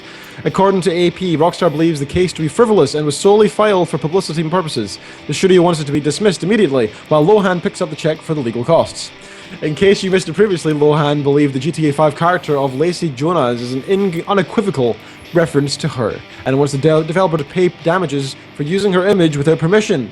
Rockstar, for its part, maintains the similarities start and end at Jonas and Lohan both being young, blonde women. Lohan rose to prominence following her starring role in the 1998 remake of The Parent Trap, and created a bunch of other crappy films afterwards before running into multiple legal issues over the past few years, you think. Before turning GTA into 5, a skank whore. Yes. Yeah. GTA 5 made $800 million in a single day and has gone on to sell 33 million copies. So it's been announced for PC and next-gen consoles, and I hope Miss Lohan gets her ass handed to her here, that stupid woman. What the hell is she thinking? And they're right. So they're down to earth. Well, there's 2 sides of this, right? So there's 2 sides of this.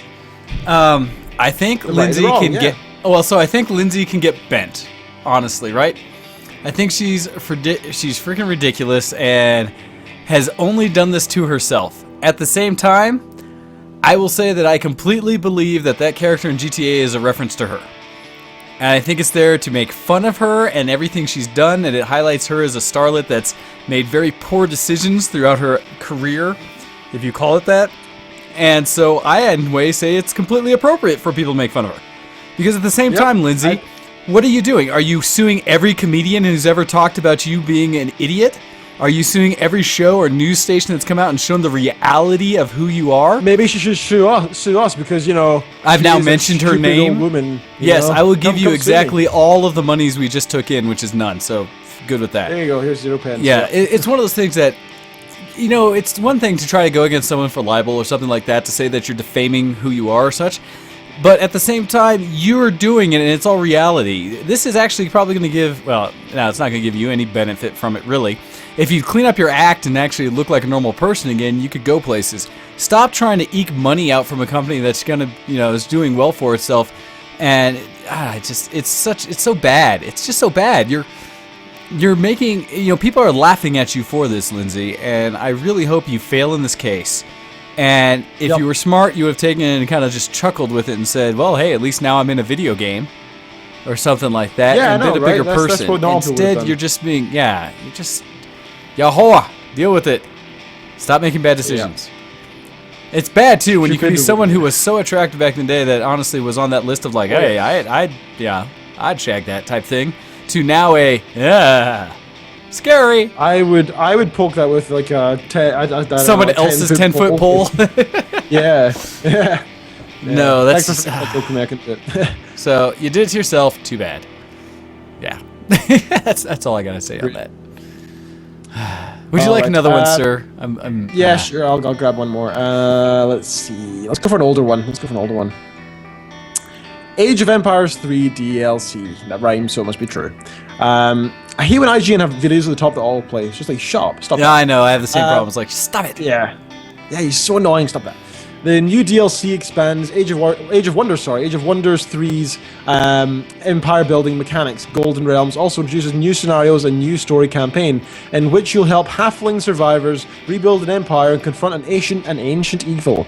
Golden Realms also includes 50 new magical artifacts and 2 new specializations. A free update to the base game will come along with the expansion, bringing updated AI, more balance, and new spell disjunction system. Steam Workshop support and cloud saves for Steam users. So that's interesting. I love the Age of games in general. I think they're fun. So that is cool. Did you see, I just realized I don't have them on the list or anything, but did you see the Civilization 5 DLC, the new one coming out? No, I haven't seen anything about new DLC. So it's a space one. I'm trying to find it. Okay. Assuming I didn't just imagine. Well, wait. Here we go. Okay, so this is for Civ 5, which are we at now for Yeah. the newer announced. Yeah, okay. I found it. Preview, 100 turns with Civ Beyond Earth. So yeah, there's this new expansion called Beyond Earth. When you finish, you get new trees, you get more things you can do, you get virtues, and you can expand beyond to planets, I believe. And you get some crazy like monsters you can fight in the ocean. It looks more beautiful. The ocean looks lovely. You can blow up giant kraken aliens with fighter jets if you want. So it looks, pretty freaking cool. Also, you're on alien planets and stuff, so that's pretty fun. It's pretty fun looking. They're saying it's Civ 5 in space. It's a successor to Alpha Centauri. It's a dozen different. Yeah, I was gonna say that's what I was kind of things. thinking because I remembered when they did Alpha Centauri, it was kind of like, it's all right. It's not Civ. I mean, it's okay. Yeah. They did it right, apparently. But at the end of the day, it's just a good old 4X game in its own right. We'll know for sure when the game launches in October, says PC World. So, yeah, it looks interesting. So I'm pretty excited for that. But I'm probably not going to get it on release day because don't care that much. I hear you. I hear you. It's still, DLC always for that game. I think that game may be pretty much dead for me. Well, partly because it always crashed on me after the fact since I had tried modding it and play anything I really wanted and the game would just crash. So I was like, well, screw you, Sid. Damn your opponents running around from field to field. Well, and since they still have not ever offered the right mechanism for multiplayer in that game, hello, emailable game. That's all I need. Instance where I can play it like chess over email. I can do a turn, send it to the next guy, and wait. So I can play a game over my time frame instead of having to sit there all day hoping to do a turn-based game. You can do that, can't you? I'm sure you can do that. No, you can't. It was announced. It's my continued lament for Civ 5 was it was announced back in the day, and then they just dropped that feature. So dumb. Anyhow. Must be Civ 4 you used to be able to do that then, because I remember it. Yeah, there were previous games where you could, and that's why I thought I was so excited for Civ 5. I bought Civ 5 with that sole hope that I would be able to start 3 instances of the game and play it with all these different people. Play it with my family, play it with friends, all of VT-Dub.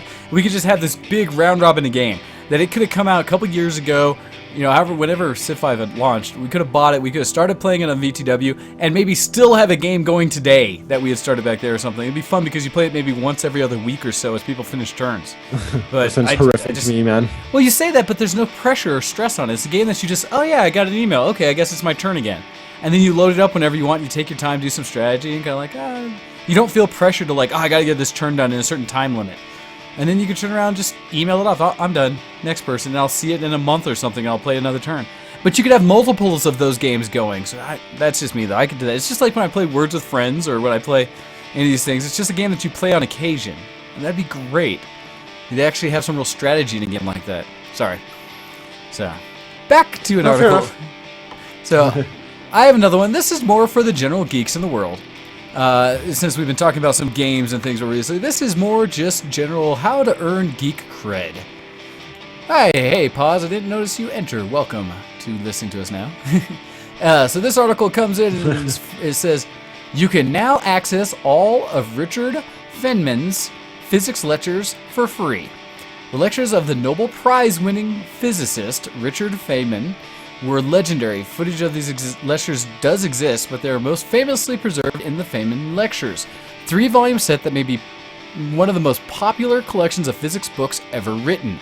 And now you can access it online in its entirety for free. The complete online edition of the lectures has been made available in HTML5 through a collaboration between Caltech, where Feynman first delivered these talks in the early 60s, and their website. The online edition is high-quality, up-to-date copy of Feynman's legendary lectures, and thanks to the implementation of scalable vector graphics, it has been designed for ease of reading on devices of any size or shape. Text, figures, and equations can all be zoomed without degradation. So, throwing it out there, we'll have the link to this article in the show notes, as well as you can go check it out yourself.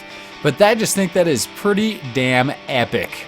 Because anytime that you can get knowledge like this out to the masses, it's just better for humanity. And so, it's something that I wish more people and things would do. The whole point is that we're supposed to be getting this kind of information out there for anybody to utilize. And so, good on you, and that's awesome to hear about. And I have a lot of friends who are physics nuts who would like to see that. No, I couldn't agree more. My biggest pet, not even a pet peeve, my biggest grievance in life is when anything gets in the way of the advance of science, except for ethics, of course. But say whether it be religious zealots or even not even necessarily religious people who just like get in the way because they do other things, or there's idiots and they just say like anybody's like against vaccines or anybody's against say they cause autism, just stuff like that. It's just all like, no, you have no facts, you're not backing up this claim, you're just claiming stuff and making people think the wrong thing. Do you mean things like when people say that, I don't know, marijuana cures cancer? Oh my god, yes. Before the show we saw this article on IFL Science. Oh my god. Yes. So it said that proof just so you can hear the emotion before Ken even gets it out. You can hear his opinion of all this and what's going on with it if you just see his face as he's trying to talk about what he read. Proof that marijuana does not cure cancer is in this article. It says, here's the study, it's done the study, here's done, is proven, let's finish that point, okay, done. However, it does have some other good things. It does, like Alzheimer's and stuff, is great for certain things, but it's also got bad points, just like anything in life. Yeah, basically, it's the whole thing is it's not a curative. It's not a medicinal thing in the sense that it actually fixes problems in most cases. What it allows a lot of people to deal with is symptoms. That I will say that marijuana absolutely can be a great thing to help with pain, with people that have an issue with various types of symptoms to diseases, but it will not cure that disease. And yet, on the article, which just stated and showed its case and showed the evidence and said this is pretty much fact at this point, it's been researched and done, case and peer reviewed, this is a finished, done deal, and yet they apparently lost like hundreds and hundreds of followers because people are like, oh, how dare you say that? It saved my son from cancer, definitely not the doctors that were also working on him when he had marijuana as well, definitely just the marijuana. Just that. That's what saved him from cancer. Totally and utterly. Yes. Because that's what they want to believe, because they enjoy it, because their son enjoys it, because their uncle enjoys it. And funnily enough, I'm not saying it actually does it straight, like, I'm not saying this alters you to benefit. I'm not saying this alters your mind to make you want to try and save marijuana. I'm saying marijuana is a mind-altering drug, okay? You're having something that is mind-altering, and then you change your opinion because of this, yes? This is kind of shown, yes? You have a mind-altering... This is what happens. You have a mind-altering drug, then you want to keep the mind-altering drug around. Before here, you didn't want to. Over here, you do. Well, so I won't even go to say that's because of the drug changing your opinion like that. It's just some people like the way they feel on it. Some people really want to try to find reasons to make marijuana usage legal across the world, and that's fair. My issue is when you lie about it. Yeah. It's okay if you say all the honest truth about it. Like I said, it can be very supportive in dealing with medical conditions. However, it itself will not cure you. And so that's my issue. I mean, hell, I still say, and in many cases, marijuana may be better than many medicines, because I saw that argument that we look at about when was the last time modern medicine cured something versus pharmaceuticals coming up with ways for people to live with disease versus curing a disease. I wouldn't say that. There is that argument that pharmaceuticals make more money selling medicine that you have to take for the rest of your life than they do a vaccination that actually takes it out. Because we cured polio, right? And so it's things like that. We have we have places in the world that are based on sheer capitalism, right? And they're just making money, including like the US with the medicine there. Here in the UK, it's about getting it done quickly to get them out of the hospital to save money. So the research goes to the opposite side, right? Get it done quick. You guys are trying to keep them like comfortable and happy, because you make more money that way. That's the difference. So different parts of the world are researching that. However, yes, it's so freaking annoying people say marijuana cures cancer, because it freaking doesn't. It doesn't. Well, Prove so it. my argument to that, which comes out to everything, is if marijuana truly cured, got rid of cancer, it would be everywhere. There is not a media outlet who could avoid the government bringing it out there. It, man. I know the government's hiding it because they can't regulate it, man. I can just go to my backyard and save the world. But no, they totally can't. Right, just like they don't regulate alcohol at all. Totally don't do that, do they? That doesn't happen, right? Right? They don't tax that shit, do they? No. So like I said, it's just it's such drivel. But it is unfortunate that, and the bigger thing that made you angry about this article was the responses of people below it. Yes. How so many people were saying, "Oh, that's complete crap. I know people who are cured." And it was just like, no, you don't. If you knew someone who was cured of cancer using just marijuana or something like that, they would absolutely be everywhere on the news. That would be insane. I mean, it'd be insane. It'd be huge. So I found it. Okay. There's been like 3,000 comments since I last found there. So, but the fact there's like 1,780 comments kind of says that it's a controversial issue, right? There are so many places here. Oh my god, everybody's just stupid here. Oh my god. Like, instead of even putting any points, some just say legalize now. Legalize now. Again, the difference is you have people who are just supporters of pot who just want to smoke it. Fine. Just don't lie about it. If you want to say, hey, it makes me feel great, it's how I get through the day, okay. I have issues because I know one of our friends of the show, her brother uses it. It's the same concept. I know too many potheads who use pot as just their excuse to the world. It is their vice that allows them to not succeed at life. And it's not that pot itself is causing them not to succeed.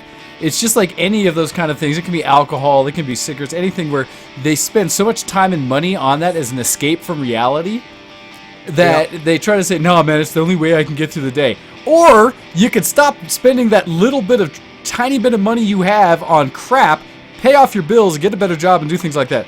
Man, people shouldn't be able to tell me that I can't have a job if I smoke pot. Well, if you smoke pot, maybe I don't want you to work for me because I want someone who's responsible enough to not do that, running my business. So yes, business owners have every right in the world to disclude you, and too bad. Yeah. So anyhow, that's a whole rant. You're saying you're wasting your day. It's not just that, you're wasting your freaking life, man. You're wasting your life. We've only got like a blink of an eye here on this beautiful earth of ours. Let's enjoy it. Let's just not get high in our rooms. Well, but you see, if you say just enjoy it, then they'll just want to get high and enjoy it the whole time. But, now, like I said, hey, how about this? Go get a good job, have some money, and then smoke it recreational like other things. But don't try to make it as something that it's the cure for anything or it's the answer to the world.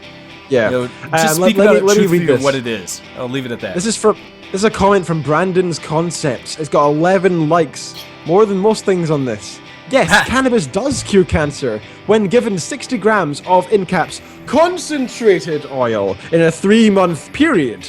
I've seen it with my own eyes on humans and pets. Plus, here is the science.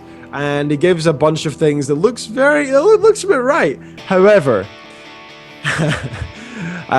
their source is it's a funny source. It's from like a cannabis website. Look at that. It's from like a website that's promoting cannabis. Look at that. It's not from like, what, the Mayo Clinic or no, not from who, not from here, not from there. That's funny. Interesting. Does not cure cancer. Well, in fact, on cancer.org, I found an article here, says it may have a protective effect against the development of certain types of tumors, not necessarily cancer, tumors, during this 2-year study on mice and rats. So it hasn't been tested on humans, it's been tested on just tumors in an animal. That's it, right? So there's the science, and that's what he linked, Fanny. Anyway, sorry, raging. All right, we will move off of this since we're not doing Your Opinion is Wrong today. And with that, I'll bring in a different article that'll change us back into what we were talking about before, a little more geeky related. So this one coming in from Time, of all places, so it must be legit. It says, video games come of age as spectator sport. And so this comes in saying, video games have been a spectator sport since teenagers crowded around arcade machines to watch friends play Pac-Man. And for decades, kids have been gathering in living rooms to marvel at how others mastered games like Street Fighter II and Super Mario Bros. But today, there's Twitch, the online network that attracts millions of visitors, most of whom watch live and recorded footage of other people playing video games in much the same way that football fans tune in to ESPN. Ooh, which, by the way, I do have to say right off the top, sorry everybody for all the misinformation I'd given out previously about the Twitch acquisition. I had said it was being acquired by Google and YouTube. That's not the case. It's being acquired by Amazon for basically $1 billion. They are still having to do all the things that are very YouTube-like with muting music and stuff like that because they're now a big enough company. But at the same time, it is not Google or YouTube. It is Amazon. So I want to correct that. Twitch is 55 million monthly user viewed over. Let's see. Okay, try that again. Twitch is 55 million monthly users viewed over 15 billion minutes of content on the service in July, making Twitch TV one of the world's biggest sources of internet traffic. According to the network services company Sandvine, Twitch generates more traffic in the US than HBO Go, the streaming service that's home to popular shows such as Game of Thrones and Girls. That's exciting. Fans watch for the same reason ancient Romans flocked to the Colosseum, to witness extraordinary displays of agility and skill. It says Jacob Malinowski, a 16-year-old Twitch fan who lives outside Milwaukee, admits to some may question the entertainment value of Twitch's content, but, quote, says, I think it's interesting because you get to watch someone who's probably better at the game than you are. You can see what they do and copy what they do and get better. So here's where it comes in. It says, Amazon's commitment to purchase Twitch for nearly $1 billion is an acknowledgement that the service's loyal fan base and the revenue streams from ads and channel subscriptions present enormous opportunity. Most Twitch viewers are gamers themselves who not only see the live and recorded video sessions as a way to sharpen their abilities, but also as a way to interact with star players in chat rooms or simply be entertained. Yep. So let's see. Sora Devlin, a 31-year-old mother of two from Geneva, New York, says she watches Twitch with her 7-year-old son and 4-year-old daughter and enjoys it more than children's television programming. Their games of choice is Minecraft, which lets players build or break things out of cubes and explore the blocky 3D world around them. Devlin and her kids watch popular quote, Minecraft players who go by the name of such thing as Ballistic Squid and Super, Shash, show their skills. The players, she says, have a sense of humor and are good at keeping the content at most PG. So she is comfortable with letting the kids watch, which is something to be said because I do all of our channels as essentially the adult version or whatever, just because of the opportunity I have when I Twitch stream. There's cursing that occurs. If I'm doing COD, it's me. If I'm on the network with others in the friends, then it's kind of anybody. So I do that in person. But at the same time, it's nothing worse than that. And Twitch is very strict about the things you can kind of show on or off air. So, that it's interesting. I basically throwing this out there because it's just, it's Time Magazine coming in there and talking about the legitimate side of gaming and how it's not just for you can make a living gaming and things like that, so much that it's something that is now not just for people who play the games, but for people to watch and be entertained by people playing the game, right? Yep, totally. No, definitely. Twitch is an amazing thing. The numbers are astounding me, by the way. I can't deal with that. The number of people who are watching it more than certain streaming services, that's insane. To me, that kind of screams a lot about our culture these days. It's no longer the days where the most watched thing is the freaking disgusting, generic... all the reality TV show crap. Yeah, or quiz shows on Friday nights with the family. That's not where it is anymore. That's not the number one thing anymore. It's not the only thing people watch. It's not just Crystal Maze anymore, man. There's these other things. It's gaming. It's so popular now. It's got its own streaming service. That's as closest to TV as it can pretty much get without being TV. And maybe it will be soon in the US. I know it is in Korea. I know it is in China and the likes and other places. And I wouldn't be surprised if it came elsewhere. Because I've always said, hey, if I can make up a little bar in like Glasgow or Edinburgh or maybe London, make a bar, sell a few drinks, some food maybe, and show like Twitch streaming constantly, I would make so much money. So much money. Yes. So I just look at, there's another number for you here, and this is something that I've talked about with my cousin when I was trying to get him to stream, and I totally know he would have been successful at it. But anyhow, it goes in talking about the advertising side of the thing. So it says, as a result, Twitch commands premium prices from advertisers. The company's cost per 1,000 views, or the amount an advertiser pays to run one video ad 1,000 times, is $16.84 in the US. According to video ad buying software company TubeMogul, that's well above the average $9.11 per 1,000 advertisers typically pay for video ads placed on other sites. And that was something we talked about, because I know Twitch streamers, there was something said in a while where they could make anywhere from like per 1,000 viewers, they could make anywhere of like $10 per ad they ran. And so in between matches, they'd run like 3 or 4 ads. And so some of these bigger Twitch streamers that can get as high as like 80,000 views, you know, that's 80 times, you know, $10 per ad. So now we're talking like $800 per ad they run. They run like 4 ads in a break. They just made like, you know, I don't know, $3,200 in a couple minutes. That is insane. Over the weekend. You wonder why people just do this for a living now, eh? So. Yeah. No, that's more than a living, sir. That's a lot more than a living. Well, it's enough that, hey, if everybody... Well, actually, that brings up something. As we're talking about money and video ad and stuff like that, let me throw the plug for Show X on VTWProduction.com. So one of the things I did want to throw out there is, since now we're doing this whole video thing, and I believe it's starting to look pretty, you know, hey, interwebs, we're much prettier than we used to be. Please don't look prior to like show 140 something for any of the video we did. You know, now that I figured this piece out and we're using the YouTube live stream on it, it's much nicer. And because of that, all our videos are now archived on YouTube and in this higher quality. So, because of the advent of social media and how most things get advertised and people know about what's going on in the world, feel free, everyone out there, to go ahead and link this show, or any show that you've listened to of Show X that you've really enjoyed, onto whatever social medias you use. If you're on Twitter, if you're on Facebook, if you're on... Heck, go back to any of the old ones, or the ones in other countries that people have. Gosh, I forget the name of most of them now. But go ahead and link out the YouTube link to the shows you're watching, any of the ones you enjoy, and tell other people about it. We appreciate the advertisement, since we don't spend any money on it ourselves. So, throwing that out there. Definitely, totally agree. That's the only way we find people, it's the only way they find us, is if you share it, so please do, we appreciate it. Right, we've got, what was that, 13, 14 minutes left, okay. Co-op, is online the future of video games, Mr. Wayne? What do you think? I laugh because I say, is online the future? Online's the today. No, is co-op the future of online video games? Oh, is co-op the future? Yes. That's a more different question, because, well, in a way I will say yes, because I have found over the years that most of my friends nowadays prefer to play happy co-op games than they do competitive. Fair enough. All right.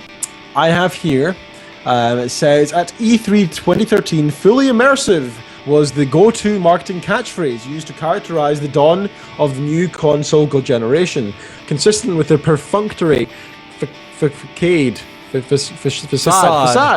I know what that word is. Facade of flashing lights and booming speakers, which decorates the LA Convention Center year after year. Publishers gleefully showcase their interpretations of what this elusive immersive experience should consist of as far as they saw it, be it enhanced visuals, a new engine, state-of-the-art virtual reality support, or transforming living rooms into all-in-one entertainment playgrounds. This was the next gen as we'd come to expect. If you didn't know it beforehand, you surely did thereafter.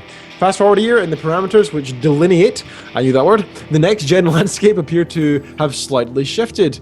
Gone are the days where flashier visuals, higher polygon counts, and equally greater frame rates solely epitomized, got that one too, new console cycles. There are now criterion we've grown to expect from each passing generation. Now, several months into the new generation, the implementation of online co-op, and most importantly, how it's integrated with single-player sphere, seems to have thrust its way to the foreground of what is now defined as next-gen. The concept, for better or worse, is something the video games industry wants us to get excited about.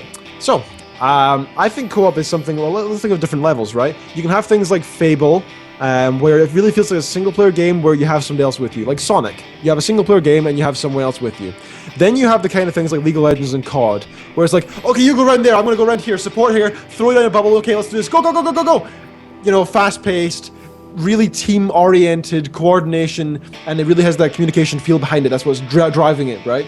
You have that full team behind you, and you can't do it alone. You literally cannot do it alone. You need to have your whole team there, and it's a lot of fun, and it adds something to it. And I think that side of thing is absolutely huge and solely one of the most important things of gaming in the past few years, I would say. I think that's the future of gaming, especially with the move of MOBAs right now in the industry. So that's incredibly important right now. However, the other side of things, where you have the single player and it feels like there's another person there, they're kind of hanging out, that's not so popular these days. I don't think that used to be how we did our old games back in the days in the 90s, but I don't think that's how it's done anymore. That's not how we feel anymore. The big difference, and this is where some of the challenge comes from, is back in the day, our co-op games were games that you literally sat on the couch next to each other and played. There was things like, you know, the arcade-ish Teenage Mutant Ninja Turtles and stuff like that. Or you did competitive games together where you were playing Super Mario Bros. 2-player, which really wasn't about the other person succeeding, it was about you doing better than your partner. Things like that. But now in the newer games on the console, like the newer Super Mario Bros., where you all play on the same screen, which just means, like, you know, Troll Simulator like that and Magica and such. But so there's a big market for co-op. I know I love playing all the Gears of War. I much more enjoy those playing with someone else through the campaign than I do by myself. It's fun to be able to run around with someone like that. I had a lot of fun running through, I think, Gears of War 2 or something like that with my cousin and I. It was a blast. They talk about this with the new Assassin's Creed and everything, how it's focused around being having this unity, having a cooperative play style, which I think could be epic, especially, everybody coordinating those drops together. Is it great for every game? Probably not, but it's something about just bringing people together to play in a good way. I still want immersive single-player experiences, but I heard from a lot of friends, like even with Skyrim, how much they would have appreciated if even they could have had 2 or 3 more people in the world with them. If it hadn't been a true MMO, because God, no, not every game needs to be an MMO, or any game. But at the same time, having a game that you can play with friends and have multiple people in it with you is a really good time. I definitely prefer experiencing things with my friends. It's one thing to have an epic game you did where you did some move and pulled out and killed everybody with a smidgen of health left when it's just you doing it. But man, if you're playing a multiplayer game, we've seen it in League of Legends, right? You do a turnaround move where all of a sudden you go out and wipe the entire other team by yourself. You just happen to pull it off your Yi or Katarina or something like that, and you get all the resets and kill everyone, wipe their team, and everyone sees it, and they're just like, oh my god, that's amazing! So I will say there's a lot of experiences where it's probably best having someone with you. But at the same time, I still need my good quality single-player games. Good quality single-player. Yeah, you're right. I don't think everything has to have co-op. You're right. There is just a fine line between those two. But there's also a place where multiplayer is essential. And if you do play games with our multiplayer like a single-player game, you're not going to enjoy yourself as much, then you're not going to be successful. Unless you're really good, then you're going to be fine. But I played WoW as a single-player game, and I enjoyed it much better that way. Okay, well, what's your feelings on it now? Yeah, now they force you to play with other people, and that was dumb. Yeah, I enjoy playing with other people, so that's fine for me. There's the difference, right? Well, I actually had that argument at work not long ago, how I talked about how I never liked the endgame rating stuff. And a guy at work was like, that's all I like. Endgame rating is the best thing they ever made in the game. And I was just like, ooh, we are going to continue to disagree on this subject. I enjoyed the rating and casually, but I preferred leveling with friends. That was where it was fun. Just doing normal instances and stuff and hanging out. Anyway, I'm going to jump on one more, if that's all right, sir. Jump on it. BioWare, speaking of co-op, BioWare says it's not the right time for a Dragon Age Inquisition co-op campaign. They missed out on a full multiplayer co-op campaign because BioWare deemed it too complex and not the right time to add it to the franchise. In Dragon Age Inquisition, we want to focus on 5 key aspects: open world, story, characters, visuals, and Inquisition. Oh, Jesus Christ. You can tell that as some horrific corporate guy coming in and saying, alright guys, we need to set our goals right now. Set the goals right now on the table. We're going to brainstorm. For 7 hours, we need to synergize. Synergize. Give me 5 words. You use the word Inquisition. That's not one of the things you want to a key aspect of the game. What does that even mean? What does that even... that is ridiculous. Oh my god, I might not buy the game just for that. Oh, that corporate stuff just makes me... Oh, my skin crawls. Get enough of that elsewhere. Oh, no, thank you. The FAQ states, in response to a question of why 4-player co-op was chosen over a full multiplayer campaign. We also have a new engine, Frostbite 3, and we have to create many new tools to support the huge amount of cinematics and localization that a BioWare title requires, the answer reads. A full multiplayer campaign would have been another layer of complexity, and we decided it wasn't the right time for the franchise to take on that feature. The recently revealed 4-player co-op runs parallel to the Inquisition's story, where players work for the Inquisitor as a part of the behind-the-scenes operations squad. As we found, while single-player aims for a melding of narrative and gameplay systems, multiplayer is designed for role-playing diehards with a penchant for loot, combat, and team-based battles. 3 multiplayer campaigns will be available at launch, with each consisting of large randomly generated comprised of smaller sections. The multiplayer will roll out with a roster of 3 unique heroes for each mage, melee, archer class. So, alright. Cool. I don't care. I just don't care. Like, I'm looking forward to the single player campaign, but the multiplayer back end stuff, I don't care. No, thank you. That's a single player game where you try to make a multiplayer. No, thank you. So Not again, if they added limited co-op, it could be okay. But when you try to unless you build a game from the ground up to be a co-op experience or a true multiplayer type of game, just let it be. Yeah. I agree. All right, so do you want to grab an article before we head off? I will. I have one more, and this came to us actually from the IRC, from our friend Paz. In follow-up to article basically I talked about in general when I first got announced that this was coming to Denver. So this is following up on internet and the race to gigabit. This is coming from CNET, and it says 4 years after the National Broadband Plan, communities and carriers are developing next-gen infrastructure that will bring gigabit speed to internet and universities. To internet to homes, businesses, and universities. With the irrational exuberance of the early internet economy, Spectre spent billions laying thousands of miles of fiber optic cable for backhaul. Expecting internet use would continue to grow at unprecedented rates of the late 1990s. As part of the great dot-com bust of 2000, however, most of the speculators went bust, leaving so-called dark fiber to wait for demand to catch up. There's some argument about that and some argument about ISPs being evil bastards that just don't want to open up good internet for everyone because they can charge more. Let's see. In its third annual report, GigU, a consortium of nearly 40 research universities, reported in the last week that the number of announced and in-process consumer gigabit internet services offerings has begun to take off. Quote, scores of American communities, including over a dozen GigU communities, are now deeply engaged in developing and deploying of such networks. And so it has the best part of this article is probably this graphic it has where it shows which companies are looking at bringing services to which areas. And it's interesting what I get from it because there are these different ones. Like for here in town, it's CenturyLink that's talking about bringing to Denver gigabit internet, as well as places like, Denver, Colorado Springs. They're talking about Albuquerque, Minneapolis, Orlando, Las Vegas, Portland, Salt Lake City, Phoenix for all the alpha geeks and stuff. All these areas around there. What's interesting though is they have these kind of things going around which companies are looking at going in what areas. The one that surprises me the most in this, and I'll have to keep an eye, is AT&T. AT&T has more cities listed in areas, and especially competitive markets, than almost any of the other companies listed on here. Because a lot of them, like CenturyLink, is the only one looking at Denver right now. AT&T is looking at competing against CenturyLink in Orlando, against Time Warner Cable in Los Angeles, against a bunch of independent ones in Cleveland and San Francisco, and against Google, the big bad boys, in Austin, Kansas City, Charlotte, Nashville, Atlanta, San Antonio, San Jose, all these different areas. So that could be an interesting little matchup, and especially because, hey, competition is good, so I'm okay with this. But just throwing it out there that there's still a lot coming out there, and if you're in one of the cities on this list, be happy and keep an eye out for it to try to see if you too might get gigabit Ethernet internet into your home in the near future. I want it. Oh my God, do I want it. So that's just me. Anyhow, I think it's time for us to start wrapping things up this week. I know that the Alpha Geeks are busy with BlizzCon this week. Or not BlizzCon, wow, God no. Dragon Con, an actual good con. Wow, sorry about that.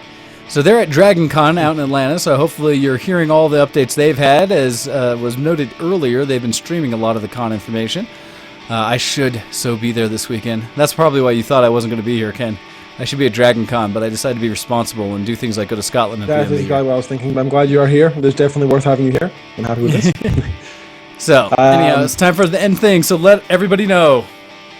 Yes, one quick article I'd like to jump on really, really quickly. Because because it was really exciting, actually. What many teenagers these days are considering a harmless prank has landed one online gamer into more trouble than he could have ever imagined. In Louisiana courtroom today, 15-year-old Paul Horner broke down in tears after a judge found the young man guilty on 2 accounts of domestic terrorism and was sentenced to 25 years in life in federal prison. Horner is one of the first known people in history to be charged with something known as swatting, a growing trend in person anonymously filing a false police report, such as a murder or bomb threat, in hopes of provoking a police to raid an individual's home or business. So he just went to jail for, 25 years for that. And you can see pictures of him crying in court because he wasn't expecting it. He thought it was just a joke. Oh my god. Hilarious. Anyway, yes. You have been listening to Show X on VTWProductions.com, sending your emails to showx@VTWProductions.com. That's their email address. Follow us on twitter.com/VTWShowX, twitter.com/DocDead, or twitter.com/GoHex. Find us on Facebook, type in Ken Reed Photography, type in ShowX, type in Versatile Productions to find out, and Death House Productions to find us there as well. Yes. Find all of our stuff there. Also, we've got gaming night on tonight. Join us in the Ventrilo for lots of good times. I don't think I'll be joining tonight. This will be the first time in about, 5 months I haven't joined. But I think I will be spending time with Kitten tonight. So, with that, thank you for having me on the show, sir. As always, sir, yes, wonderful to have you, and looking forward to seeing you hopefully again next week. Again, this is the beginning, starting next week, of the month and a half of me maybe or maybe not being on the interwebs with everyone on Sunday. This weekend I am doing the Tough Mudder coming up, and so I have a week until I maybe die in a freezing cold, wet, muddy mess up in the mountains in Aspen. I will try my best to make it back down for this show. We shall see if I'm able to manage it in time. Beyond that, and like I said, then I have NDK, then I have a concert for the weekend, then I'm traveling for other stuff, just all these other things. So I will be busy. Hopefully we'll try to get things figured out this week so that Ken can run the show with the video and everything and maintain what we've been doing so far. And we will see what happens. So with that, you've been listening to Show X. And vote no independence. Yeah. The next zombie.